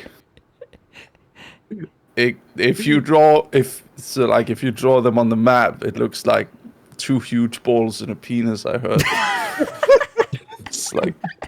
It's very specifically calculated. They would not have been able to do this if it wasn't for the ancient civilization.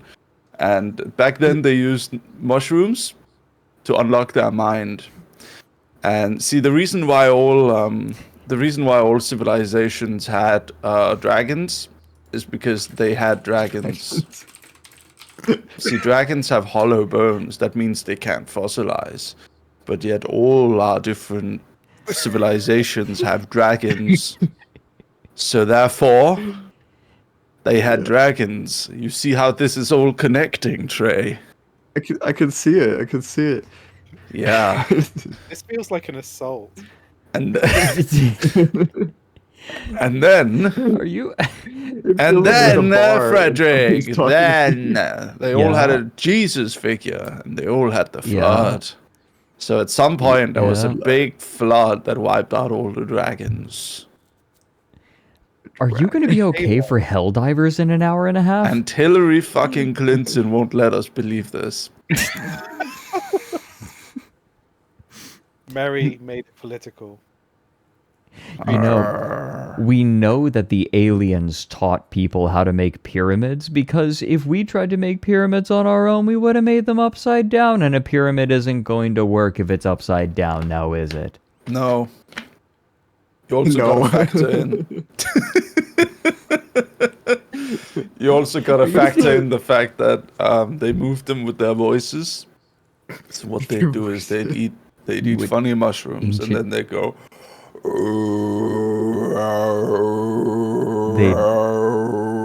And then the rocks move by themselves. I thought you were going to be like they're Fusro dawing them. Yeah, I mean they are. The ground. They are. They kind of are. Wait. They have to wait like 30 seconds in between every Fusro daw to move them, unless they're wearing an amulet of Talos. So it took a hot minute. Yes. Talos. So what do you think about my knowledge? My knowledge on history, Mr. Dinosaur Man, Trey the Explainer. Trey, I'm pretty. Don't be scared. Is that what you said, Ryan? Don't be scared to hurt him. It's fine. This sounds like This sounds like Grant Hancock. Grant Hancock. He's famous. Is that the guy I've been watching on TikTok? Hold on. On TikTok? I think so. No, oh my god, there's a these specific version of TikTok for Mary called Twink Talk. Yeah, Twink I've been watching him on Twink Talk. Give He's been Trey the explaining address. things to me.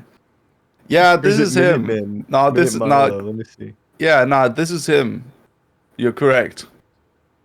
Oh, Graham Hancock. Oh my god. I've been watching Trey, him. I cannot believe that you identified him. Mary was speaking just know. absolute bullshit nonsense to me, and you were just like, "Oh yeah, I know what you're talking about." How? When you're with crazy, you know. No. I've Why been do you just watching him. assume that I know every head ass thing? Because you usually do. Because I know, because when you're talking about like crazy conspiracy theories, there's only like a handful of people it can be. It's either Graham Hancock or who's the Dutch guy, Eric von Daniken. Yeah, it's either him or Eric von Daniken. Eric von Daniken. He's like the Nazca lines are landing strips for the alien planes, and what else do you say? Oh, the Ark of the Covenant was a nuclear reactor. You know, I'm in the wrong line of work. I wish that I could just say things. I mean, And then if someone disproves a thing I say, too bad. I have another 12 things I've already said in the time it took you to disprove that one. Fredrik, I'm ahead of you. Can I reply to Snaky B in chat? Yes, you may. He Snaky said, B. Hey, Mary. minute. Yes. What have you been doing today? I just woke up, so. Okay. I thought you had It's just 6 been- a.m. You've been having intercourse before this. Is that correct? Oh yeah, I mean that was in my dreams though, because I'm not that cool, bro. Did you dream of having sex with Sasquatch? No, it was with Mothman. Oh, okay. Then I You woke might up wanna- because he squealed like super loud because someone put a quarter in his butt crack again. Okay. So now, then I woke up. So FYI, you might want to get some antibiotics ready because like everyone gets pink eye from Mothman. Just FYI. Ah, thanks for the tip. And Fred knows anyway, Can I Mr. be Snaky real for a B second? says Mini Minute Man did a great series of videos debunking one of Hancock's biggest quackeries. Yeah, well, Snaky B, you a bitch ass. I think that video was more boring than Hancock's saying things, and I too long didn't watch. Can I be real for a second and say it's very sweet that Murray's awake watching your stream at 6 a.m. It is very sweet. Yeah. Mary and I do this. Mary we- actually coming on the stream and ruining the stream. We do this to each other, though. I did this to him recently where I was up at like 3 a.m. and I just like, I'm falling asleep, but I'm like, hi, Mary. And I just like, when I'm really sleepy, I just go puppy mode. And so I was just like, hi, Mary. So basically, we only interact on stream with each other when either one of us is sleep deprived for whatever reason. Yeah. I think so, yeah. That's funny.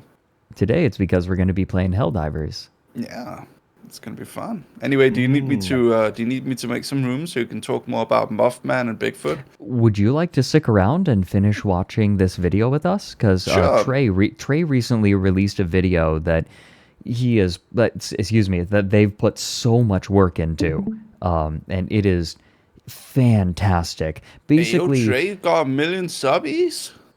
Trey got 1 million Yeah. subbies. Congratulations, Trey. And after Trey Thank ya. got 1 million subs, they became beautiful. That's how it Wow. works on Aw. YouTube. Yeah. Once you reach 1 million subs, you become beautiful. You're no longer that's lesser why demon. Trey. Now That's why you're one of Trey the only did. Hellborn.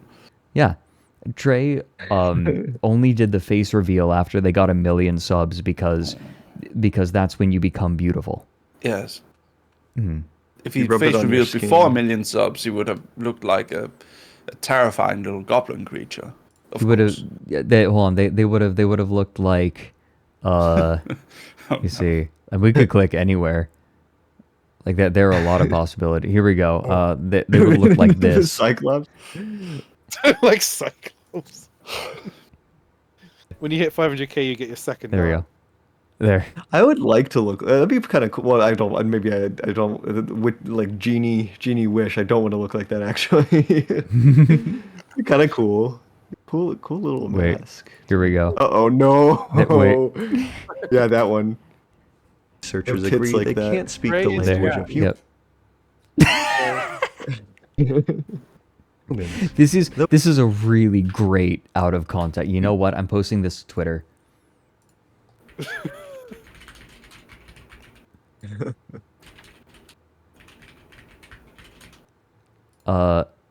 Unsolicited advice. Here we go. I'm posting this to Twitter right now.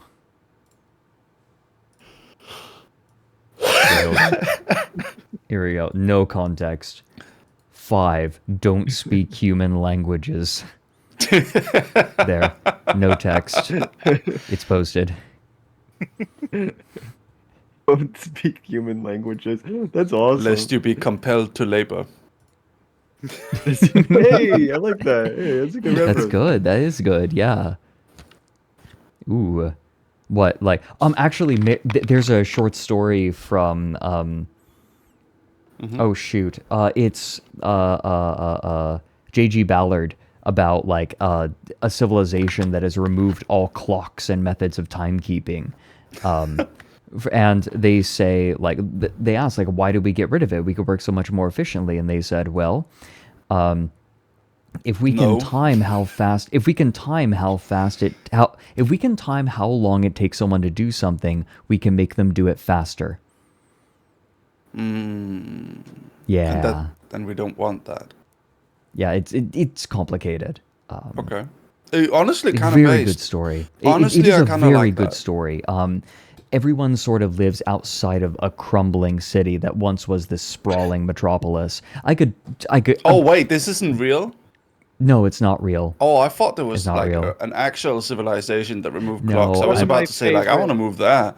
Yeah, I know, right? My favorite saying, somebody described the economy as getting a bit J.G. Ballard. Yeah. That sounds cool, Fredrik. Can you send that to me? Yeah, sure. It's called Chronopolis. I'll see if I can find a PDF for you. It's very good. Thank you. Furthermore, the painted rock and its image are regarded as sacred to the Yokots. Hold on, I went too species far. is not correct and doesn't reflect the actual beliefs It's of like the you. Yokots. Furthermore, the painted rock... We need... Well, Yeah, it is- new VTuber just dropped. new Juniper Actius model just dropped. We need a middle reflect the juniper. actual beliefs of the Yokots. Don't actually do Furthermore, that. the painted rock... Please don't actually do that. This is sacred iconography to Native American people. Oh yeah, don't do that. rock and its image are regarded as sacred to the Yokots. The way Bigfooters have used it in recent years is considered both disrespectful and exploitative. The Tule River tribe asks that their sacred imagery not be reproduced without Yeah, express permission, and that violations of this be reported to the tribe. Well, actually... Oh, thanks for the 100 bits, Archer. Yeah, she just keeps making new models for herself because she's wild.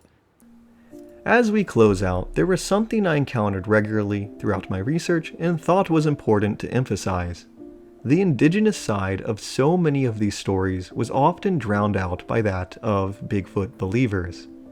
At one point in Kathy Strain's Giants, Cannibals, and Monsters, I saw a footnote for the Caddo story about the cannibal Iron Nose. Note, Iron Nose is likely a mistranslation of shape features. In some ways, I think this footnote is emblematic of the whole Bigfoot community's treatment of Native American stories in general. Not only does it contradict details within the story itself, later his nose literally does shoot out like a spear to attack the hero, the footnote is also entirely unsourced. I tried to see where Kathy Strain could have gotten this footnote from. I bought a copy of the book she was citing, but found crack pipe. that the original story contains no such footnote. And when I checked up on the Caddo storyteller, Mr. Wing, who originally told it, I discovered that he has unfortunately been dead since 1907, so there was no way for either Kathy or me to have interviewed him personally to get the correct translation, something only he would really know. This book, in fact, only contains the English translations of Mr. Wing's stories as they were recorded I make stuff up all the time. by a white author named George A. Dorsey in the early 1900s. The version Mr. Wing told in his original language at that time does not survive, As far as I can tell, the footnote appears to just be Kathy Strain's opinion, inserted into the original Kato story and presented as fact in the hopes nobody would question That's it. opinion, But not who fact. knows? Maybe she got it from a source I haven't been able to track down yet. That was very nice. It was very nice. This woman. I noticed you haven't used the Oh my- word lie yet, Trey. Yeah. Yeah. That's because a lie implies intention, and we can't prove Right. intention. All Curious I can about say other- is that first of all, she's quoting a book, quoting another book, quoting a guy. You see how weird that is? Like how many lines of quotation that is? Because Right. the story was told by a guy in the 1900s.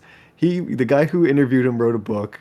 His book was quoted by an author in like the 2000s, and then she quotes this author. It's like a big mess.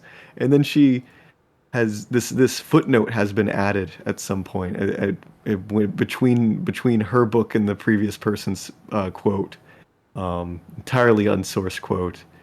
Yeah. It's a really weird footnote as well. It's Oh, like man. no formatted as a footnote. It's just No, looks it's like a bit of not. text on the end. It's really strange. It's not even in a smaller font. And it contradicts details in the story. Like he uses the nose to stab at the hero, and then like a similar story told in the book she's quoting, it calls him like the bad person's chief and says he has a spiked nose. So he has a spiked nose. It's a nose with a spike, an iron spike on the tip. It's used to stab people. And she's like, nuh-uh. It actually, because that contradicts the idea that it's Bigfoot. Like, why include it if it's a guy wearing an iron mask? Bigfoot doesn't wear an iron mask. And Right. very, very, very, very slimy, in my opinion. Very slimy, at the very least. This all has I think- the fact it's got the wrong format is driving me crazy. It's got big like Garth Marenghi energy. I'm one of the few people who's written more books than I've read. I know that's wrong, and I know you've written a book, Fredrik, but I have never written a book in my life. I've barely read any books, and I know that that's not how you do a footnote. It's not. No. Yeah, just note. It's like, come on. This is. It's like, because that's the problem. Who's saying this? Who's noting this? It's her. It's just her. It's normally an editor, right? As far as we know. By the way, this guy is probably full of shit. Like, wink, wink, nudge, nudge. Note, Fred is a twink. Could we remove that bad footnote real quick right there? The mods are very trigger happy, right, Fred? Just be careful. They don't worry. It's done, They it's done. don't worry. They just time people out. She got it from a source I haven't been able to track down yet. Curious about other books cited in Giants, Cannibals, and Monsters, I managed to get a physical copy of The Hare Indians and Their World by Hiroku Suhara, a somewhat difficult to obtain book. I discovered that when comparing the two side by side, there were big portions of Hiroku Suhara's text that were omitted from Kathy Strain's reproduction in Giants, Cannibals, and Monsters. One section was even omitted mid-paragraph. Here are some excerpts from the omitted sections talking about the Larien, or Bushman legends. Both Indians of the neighboring tribes and white men are believed to become Bushmen. Since various Indians stopped fighting wars, there have been few Indian Bushmen. These days, Bushmen are only white men, said my informant. 2 natives told their tales of Bushmen wandering through an area, and one of them was very convinced that they were Russians. Tales of wandering white man have persisted from these camps all summer. You do not have to be scared of Bushmen. Nowadays, Bushmen are only white people, and they cannot harm us. The bad white man will be caught by the police. Okay, the image in my head of like a Bigfoot being caught by the police is kind of funny. Who knows why these portions of the text I were think we should show conspicuously Trey's artwork off properly. That's Yeah, great. yeah. Artist's I drew impression. them a little drawing. Hey His Trey, little butt. He's got a little butt. Trey, why is he His what's butt. up with his little butt? Why is he got a little bit of thickness, Trey? What's that about? Because I was using the Patterson Gimel film as a reference, and that Sasquatch is really really thick in the back. It has like a if you look at it. jiggly bum, right? That Sasquatch. Oh my God! Wait a minute, Trey. I just realized something. So Yeah, in what's one of these tellings, like one of these creatures had like a super long dick that they swung around, right? Yes. Remember Suburban Sasquatch, who had the gigantic dong? Oh my god, He did have a dong. Yeah, yeah. Hey, we got some historical accuracy. Suburban Sasquatch is a film that is sensitive to the traditions of Native Americans. They have that like Italian looking guy play the Native American chief in it or something. Remember that? Yeah. That is surprisingly like common if you look for American history. Like It's you know true, the yeah. Native American crying at the trash. The It's an dude's Italian dude. He's an Italian dude, yeah, who spent his whole life pretending to be like, just pretending to be Native American. It's absolutely bananas. Ronald, I see you're craving my McNuggies. Hi, Chai. Good to see you.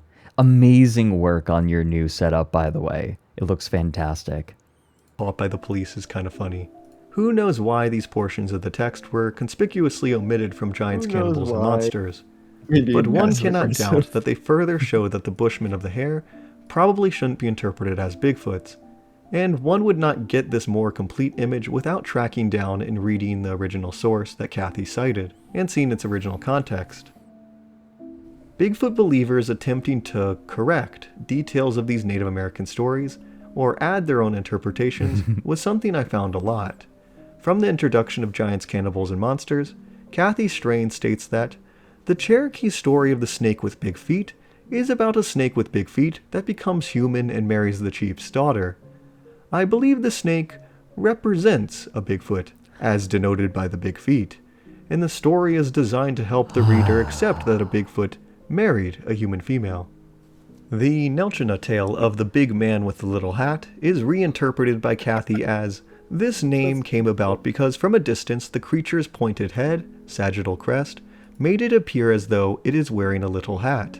The source cited for this interpretation is a 2004 book by Bigfoot believer Christopher L. Murphy, and as far as I can tell it is his outsider opinion and not a native Nelchina one. It is just an outsider's opinion on the Native American word. And it just... I said outsider. I in the original script I said white guy. But yeah, outsider. That was probably more diplomatic, but it is very funny to see a man that looks like this reinterpreting native tales. Yeah. God, it is poetic. He looks like the Killers of the Flower Moon, like the He Robert does. De Niro's character. Oh, He looks like William Hale. Let me see a picture of William Hale. It kind of looks like him. I was just thinking I'd like to be known as the big guy with the little hat. That'd be nice. Big guy with the little hat. Like, oh, you know, Ryan, he's the big guy with the little hat. In the end, the white man even took away his little hat. Took his hat away. They had to reinterpret the hat. Yeah, they can't even let him have a hat. They took his land. They took their freedom, and they even took away their hat. The little hat. It's weird seeing another person cite that as if that's a reliable source. To go on a bit of a tangent, I felt like it. There is a photo of a woven basket in Kathy Strain's section on the Yoko's Hairy Man in Giants, Cannibals, and Monsters. The caption states that the lower row of this basket depicts the Hairy Man. Intrigued by this claim, I was able to track down the original uncropped version of this photo.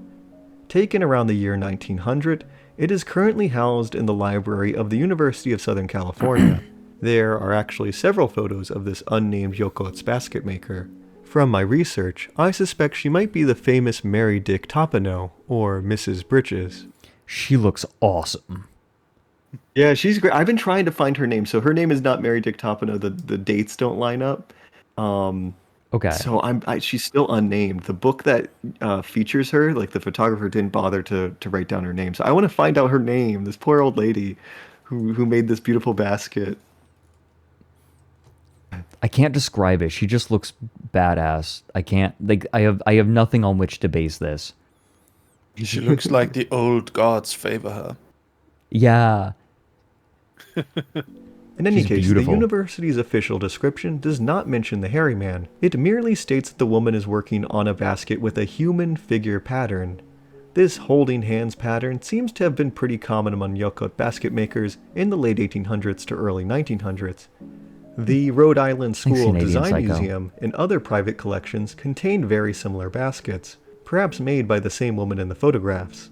The description for all these unfortunately do not mention the hairy man either, only identifying the stick figure-like people as male or female humans.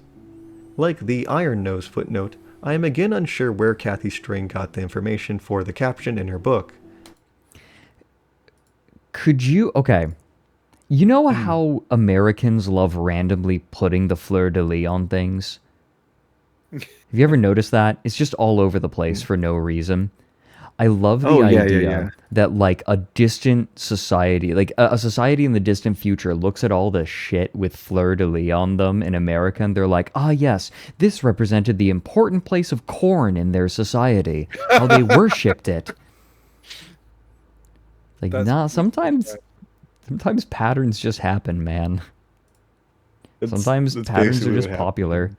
I guess because it's such a simple pattern too. It's a stick figure. Right. Exactly. It's like, oh, it's nice. They like it. Explicitly identifying the lower figures in the pattern as hairy man. I have yet to find a source supporting this, Bigfoot, and based on what we've already seen, it very well might be just her personal opinion again. But benefit of the doubt, maybe she asked a native Yokots about the photo back in the 90s, and they said that was a hairy man. I made it up. I made it all up. I make stuff up all the time. Sort of implies she might not be honest, Trey. Her picture like slides up from the bottom and appears. Slides in. Her Monster Quest interview slides in. Just who knows? Who knows? I feel like the proper verb is slunk. Slunkin. She slunk into the frame. Hello, update from the future. This doesn't appear to be the case. After recording the original script, I once again reached out and asked the Tule River Tribe representative. They couldn't definitively identify the woman in the photo, but she might be the wife of Dick Francisco, Lucia Francisco. And this tracks with information I could find online. As for the pattern on the basket, they explicitly disagreed with Kathy Strain's caption. They said, and I am quoting here, "The basket pattern shown is called a spring dance design and depicts Yokots people at a springtime ceremony." Okay, This interpretation, directly from the tribe itself, matches a caption for a Yokots basket with the same design in a book from 1909. The author of this book identifies it as Fine Yokot Dance Basket. These are dancing humans, not hairy man. So, yeah, in my personal I'm getting fed opinion, up. I think the source was literally just made up. Someone literally just played the I made it up, I made it all up sound alert. I think Joe Biden paid them off. It's so that's the thing with Joe this is Biden. it's so hard to prove somebody made something up, you know? Like it's easier to make something up than prove somebody made something up, you know? That's so hard with this. Like how do we know she didn't just like hear it from somebody? But yeah, Right. I'm like, yeah, this is about as for sure as you can get. That it appears to just be made up. Maybe Bigfoot told her. Direct She hasn't met correspondence. Bigfoot. She does talk about meeting Bigfoot. I'm sorry, but Wait, first-party what? sources are not allowed on Wikipedia. It was revealed to her in a dream, okay? Because it's not even right. Okay, back to the video. Whatever their original intentions, Bigfoot believers repeatedly attempt to cherry-pick, ignore, correct, or make elaborate explanations for details of these Native American stories, ostensibly to make them fit their idea of Bigfoot. He's not wearing a hat or mask. The Native Americans were just trying to say he had a pointed head or face. Fredrik, The snake with big feet isn't really about a snake with big feet. Fredrik. Yes. Trey, I take umbrage with a term you're using here. Oh, what's the term? Bigfoot believers. Oh, they literally do. Yes. Okay. Yes, I know what you're gonna say because I've heard it. I'm not sure you know that. Okay, maybe you're thinking of a cooler thing than me, but okay. It's Bigfoot knowers, by the way. That's exactly what they say. That's exactly what they say. I've heard this. I read Kathy Strain. Kathy Strain has said this that she's not a Bigfoot believer. She's a Bigfoot knower. Yeah. She doesn't believe in Bigfoot. God, she's my queen. That's why I say Bigfooter. Mm-hmm. I say Bigfooter occasionally because they prefer that. But yes, they're Bigfoot knowers. You're 100% right. They do not want to call it that. Carnal knowledge of Bigfoot. No, god damn it! It's happening again. Look, it's happened twice. I know exactly what you're gonna say. They're doing it again. They're just taking the image I posted and posting it again as a reply. This has happened before. Like, let me go digging. Hold on. If we go digging, we'll easily find it. It's dangerous. TOS, Fred. Be wary. What? This is my Twitter, you crungus. No, but it's crungus. A place. It has. It's fine. Things. It's fine. Oh, okay. You're going through your media. I thought you were. Yeah, I'm going through my media. Okay, wait a minute. Where did? Wait. I'm just trying to protect you, Fred. There's no need to, get pissy about it. Fuck you. Oh, fuck you too. I quit down the rabbit hole. Here we go. No, this. Okay, watch what happened. Like I posted this. Whoop, yeah, here we go. I posted this and watch what happened. Nice. It goes on and on like this. Oh my god, Fredrik, that's insane. They're boosting you with the algorithm. They are. Yeah. Why does it have to be this post? Does it have to be that post? Fred, you've been on the internet for a long time, right? You've been on the internet for a long time. You know there's no good reason. No, it's true. Stop pretending to be ignorant. Oh yeah, there's Cheek Slapper. God bless Cheek Slapper. Oh yeah, guys. We have guys as an emote now. But what do you mean, Juniper? What are you laughing about? Did she post something? Did she post one of the replies? She totally did, didn't she? I'm like scrolling up. Wait. There's Bobber. Great. There's Abra. Cool. Great. Oh, yeah, there's Chai. Yeah, there's Chai. Star. Oh my god, you're right. She's the top reply. Fuck off. This is my life now.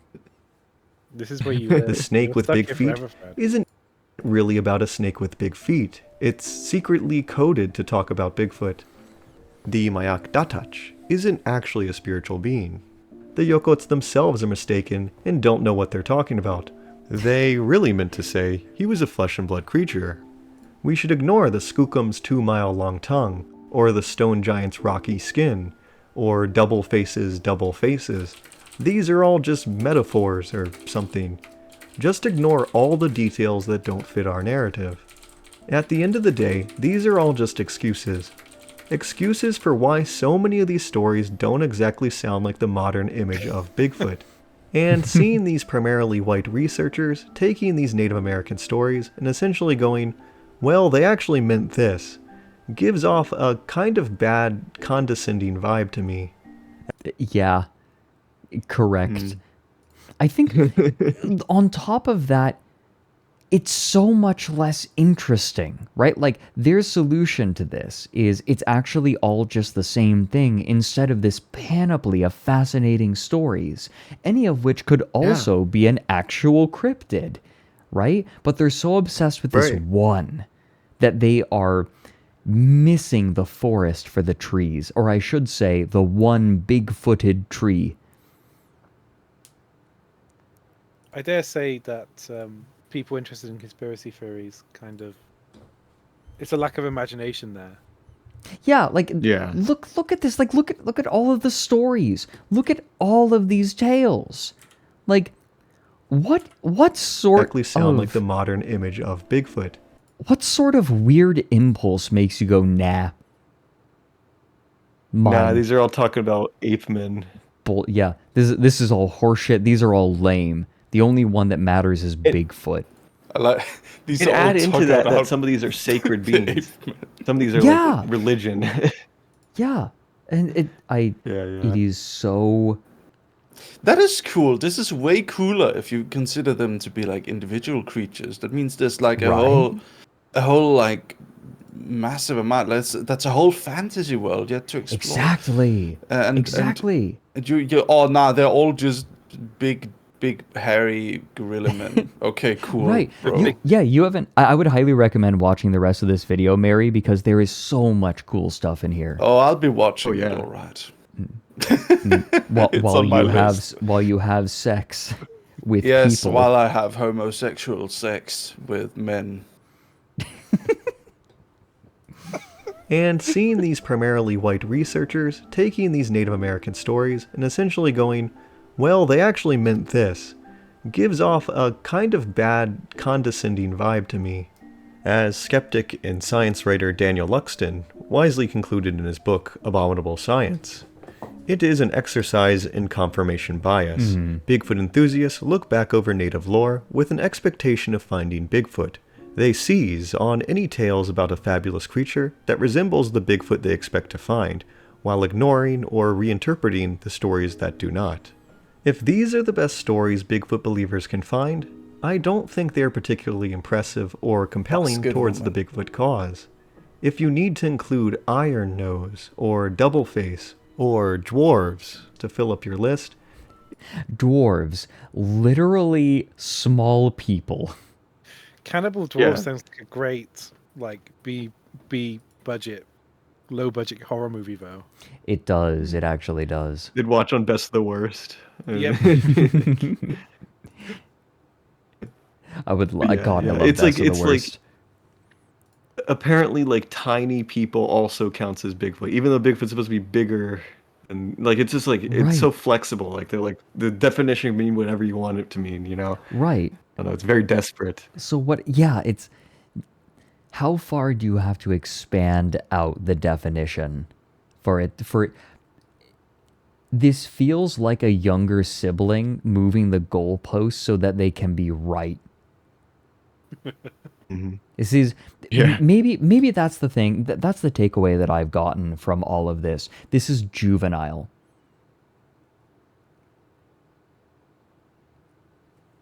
Yeah. It seems like quite a stretch.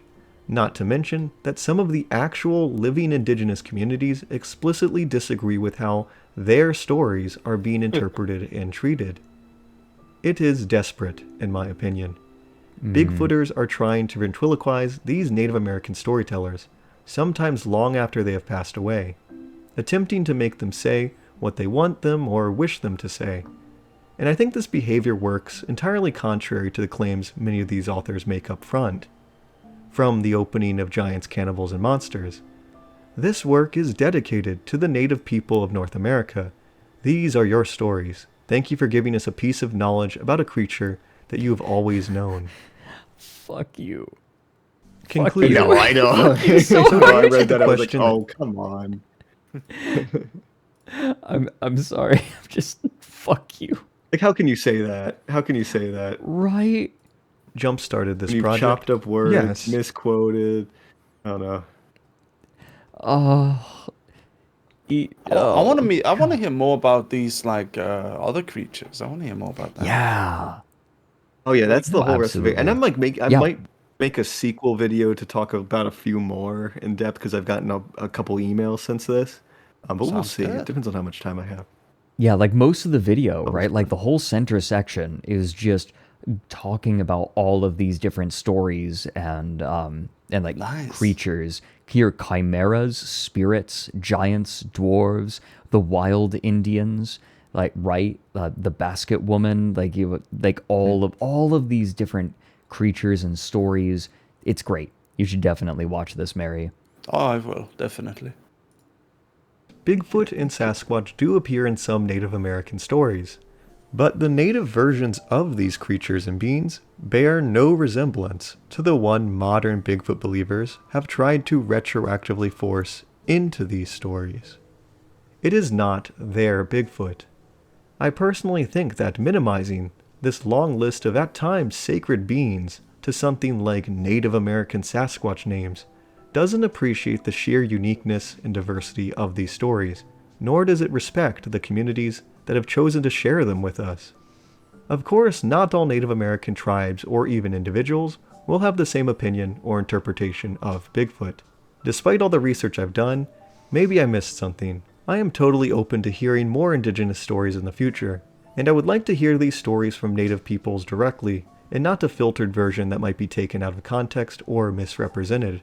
These are just my conclusions based on the current information available to me. This project... Trey, you are so diplomatic. You are so diplomatic. I blame my parents. Thank you. It allowed me to encounter a whole cross-section of Native American mythology, legends, parables, and history that I never... H-Bomber guy is taking notes about Kathy's strain. Never would have read about otherwise. Just look at this massive pile of books I got. It was not only fun, but fascinating, and it showed me just how underappreciated Native American culture is. It's kind of... I would argue that there is... Okay, anyone who who is listening can hear the bite in the script, right? I mean, come on. No offense, you did a wonderful job being diplomatic, Trey. But it's hard not to, and I think it's important that bite. you do have a bit of a bite. Yeah, I think it's good that you do have a bit of a bite, because this is important stuff. Like, I don't know, I talked to some representatives of tribes and stuff, and people who belong to these tribes and believe in these beings, and like they're upset. They're legitimately upset, and they're like, yeah, like this hurts this is offensive to me. Yeah. And people don't, and it's annoying to them because nobody, like, they don't really have a voice, they don't have like a platform. Kathy's strange. She can publish this book and hundreds of people will buy it, and it will become like everybody's idea of what their culture is like. Well, if they publish a book, it will be in like the reservation store, and maybe you'll get one person buy it in like 6 months or something like that. It's important stuff. I think, like, I don't know, I was told that this is important, to get the record straight and stuff. Yeah. And it's not like it's more than just like silly Bigfoot stuff. Like, it's like, no, this stuff matters to people, real people who have been like marginalized in like the past and still are to a certain extent. Yeah. Hey Timothy, thanks for the Prime for the 41 months. Goddamn. Timothy's been around for so long. I've known Timothy since I started working for Fred, which was like 50 years ago. Oh my god. Oh my god. How many Red Letter Media references are you going to make this stream, Trey? Trey is... I so much. It's like... It's in my brain. I use it like normally.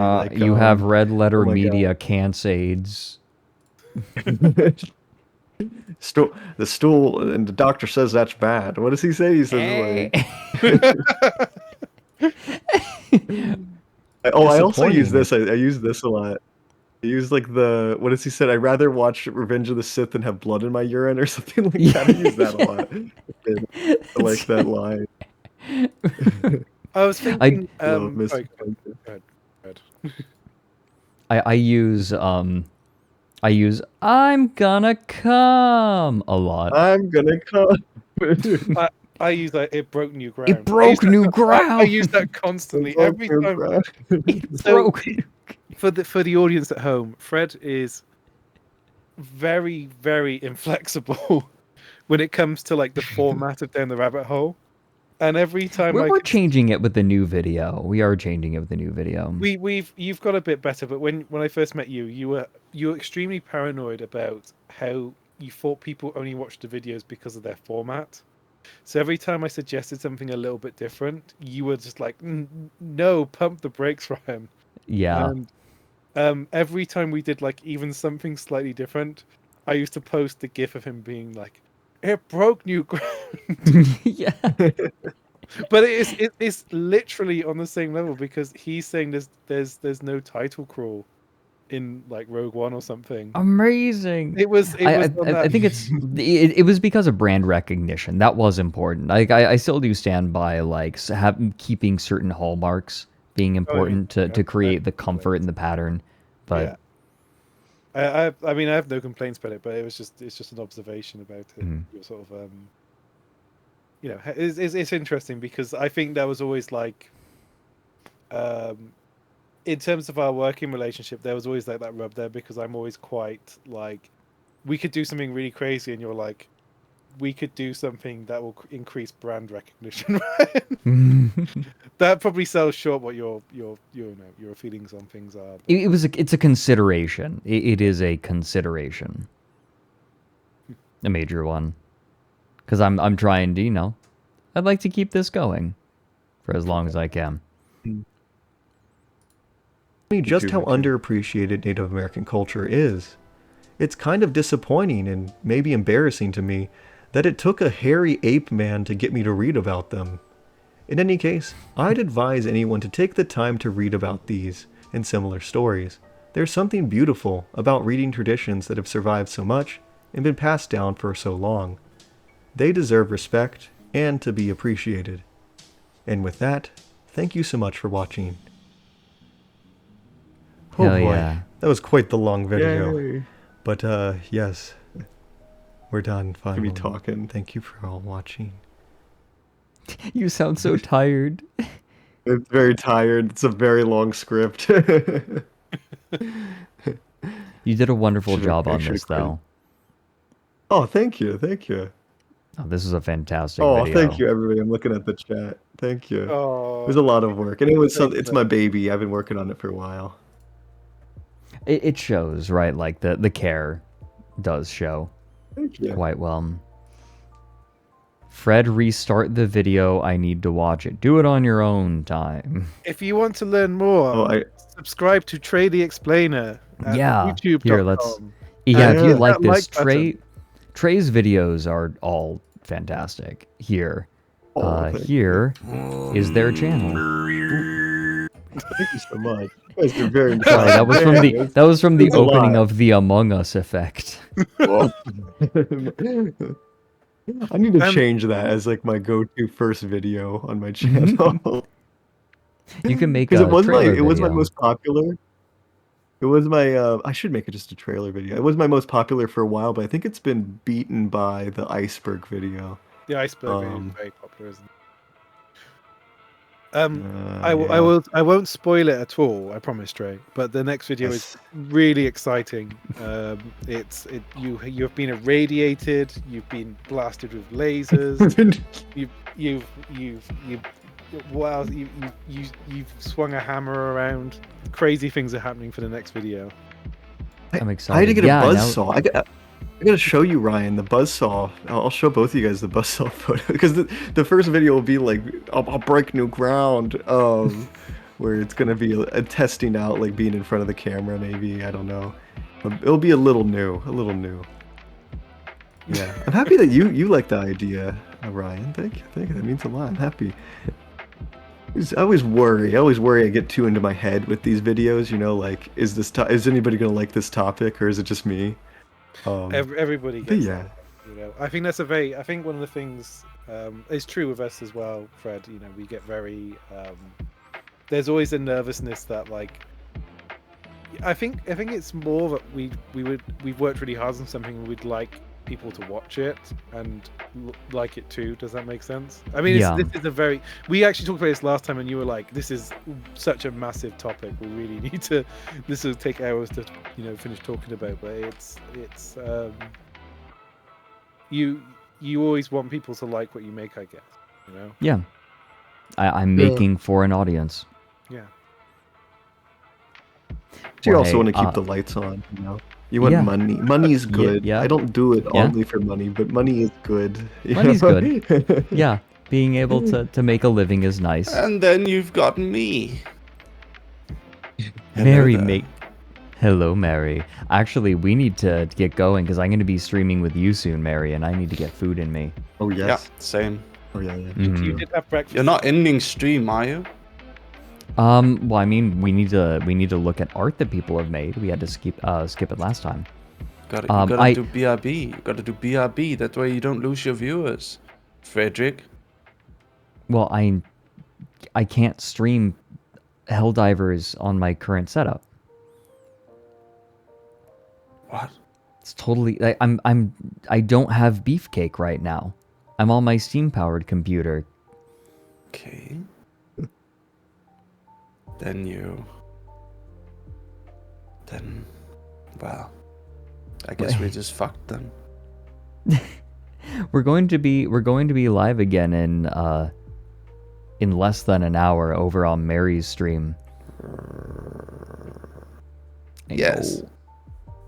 Trey, it was a pleasure meeting you again. Oh, it was a pleasure meeting you too. Thank you. And same to you, Music Man. Hi, Mary. Thank you. Music Man. Don't let them gaslight you. I think they're trying to gaslight you into starting an OnlyFans or something by making you talk about sex all the time. Don't let them trick you. Don't worry. Who, me? I'm the one tricking. Oh, Mary. See you later, guys. Bye bye. Mary is the puppet master. Good day. Good morning. He's going to get ready. Well, thank you, the both of you, for hanging out. Sex, Fred. That's what he's He's going to have his pre-stream sex. You want to? Oh, sex. Okay. We have art. Look at this. Oh, look at this from Shushu. This is adorable. Oh. Hold on, let me show.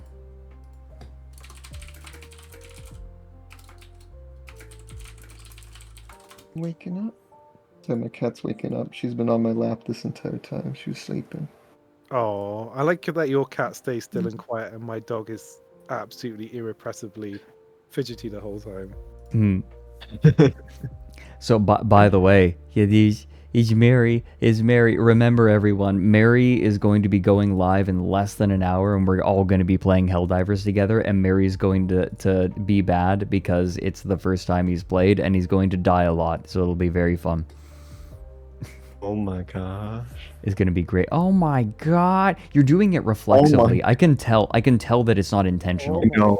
I know. It's just my go-to. It's a good go-to. To be fair, it's probably better than AIDS. AIDS. It's better than the first Pixels. Oh, I have a curious Red Letter Media conspiracy actually. There is. Okay. This is amazing. Like, this is the kind of brain rot you get on the internet.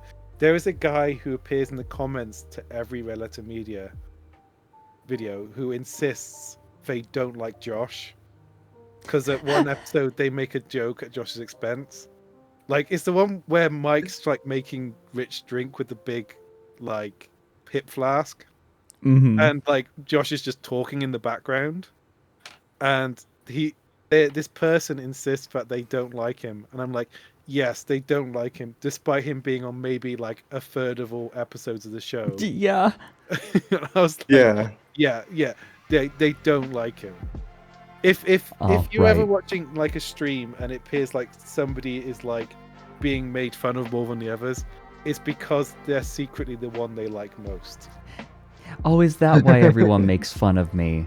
Yes. Oh. Also, you're a soft target. You're easy. I choose it. There's a lot of material to work with you, Fred. Maybe this is why I like hanging out with Mike, is because he ends up attracting all of the abuse if I'm around him. Like, if you think about Mike, you have the most material to work with. That's it. Yeah, well, he's so Italian. Mike is the sweetest man. Shushu, this is adorable. Thank you. Yeah. And then a lot of people show their art on Tumblr, so we go there. We go. Oh my god. Wait a minute. Okay, what's this?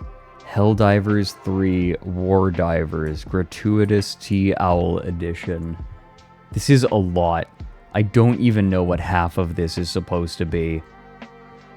There's plants. This is memes that I do not get. This is beyond me. This Here, is a look. dog. This is the dog walks into a bar. This is, yeah. A dog walks into a bar, and that's it. That's the whole thing. Looks like a Pizza Tower character.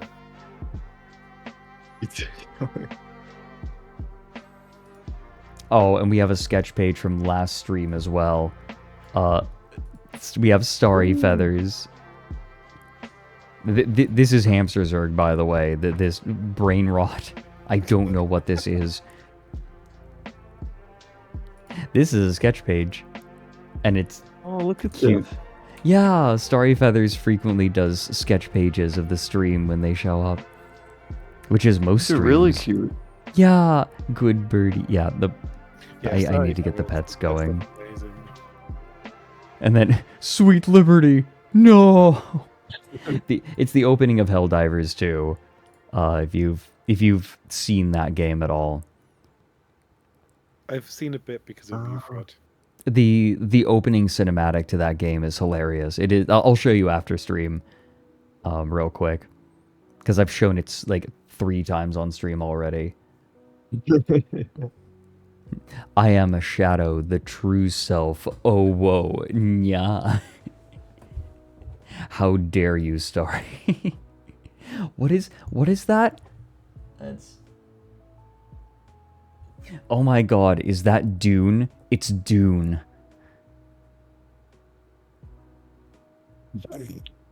Aw. Is that Andre? Read the shirt. Oh whoa, 100% furry. Make no mistake, I saw. Don't worry. Oh, it's the tarot card, the Hermit. Right. So I have multiple times I have been assigned a tarot card that somehow describes me, and every time it's been the Hermit. Every time, anyone who knows like the arcana, always it's JT. Oh yeah, JT is good. JT is very, very sweet. Yeah, I see the shirt now. It was hidden a little bit behind my phone, my capture. Oh, yep. Smooth brain. Yeah, yesterday was a smooth brain day. I just could not think. I could not brain. And then we have a sketch page for today. Oh. Oh my god. Here we go.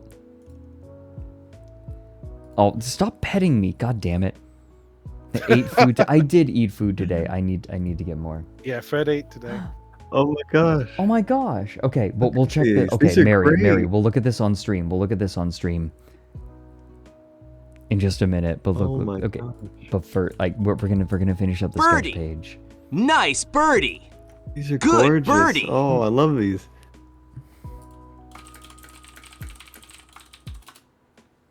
Yeah, I know, right? Aren't these sketch pages lovely? We have there's I me love and this. there's me and Rebek chatting. Meow meow meow meow meow. Oh. It's the It's the oh, sorry for him. It's Ryan taking me out to a bar. It's amazing. It's clicker training. Oh my god. Clicker training for me eating food. Go to hell. All of you. Hold on, I'm gonna unself myself. Let me get out of the way. Look at this. I hate it. You're all the worst. This is the worst stream. You're the worst audience. Unmarketable. I'm completely unmarketable. ASTRALINE disaster fire. It's great. These are great. Yeah, right. The Daily Foot. April 1st. Oh. No. It's you. Look at you. It's me. I'm there. Yeah. That's awesome. No. Oh, there's Limes asking Oh my gosh, me they for did like a hand high pics. quality. They did high quality of my sketch. That's awesome. They gave him a little That dumpy beautiful. hidden behind the hands. Oh, I see that dumpy. Don't think that you can hide that from me. Lime's begging me for hand pics. I need you to know, everyone, how gremlin Limes is. That was dangerous. Like me just giving her hand pics, she could have done anything with those. It ended up being okay. But yeah, that's only this time. Oh look, it's Ryan falling over. Hi Ryan. Oh my god. It's you, it's you. I like the 1 foot tall Bigfoot. Let me see if I can find it again. That's my hand. There you are. It's Ryan. Oh my god. Yeah, it took me a moment. Oh my gosh, that's actually really cool. It's me, and there's me eating flesh. Hands. And I held off like a good boy. I am a good boy. And there's Nick as Krampus, good, and the Sebulba Sebulba foot. The Sebulba Bigfoot. Bro, oh my god, it's me with the broccoli cut. Bro, check it out. I'm hawking a shit coin.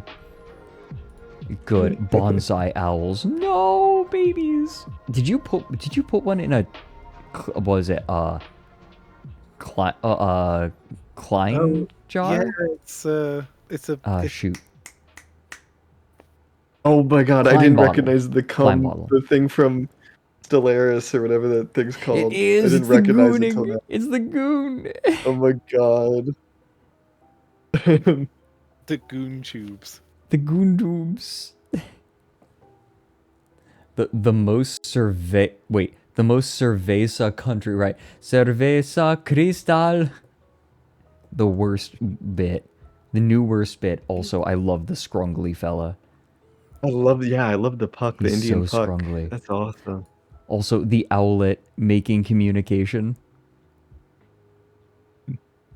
What is it? What is it? It's like him playing Raft. It's the owlet playing Raft. Have you been playing Raft together? Or is this a reference to a thing that I said on stream? I say a lot of things on stream. I mean, we haven't been playing anything together. It's true. We've been playing Halo. We've been here, but me and Trey haven't. No, Yeah, no. Raft is a game.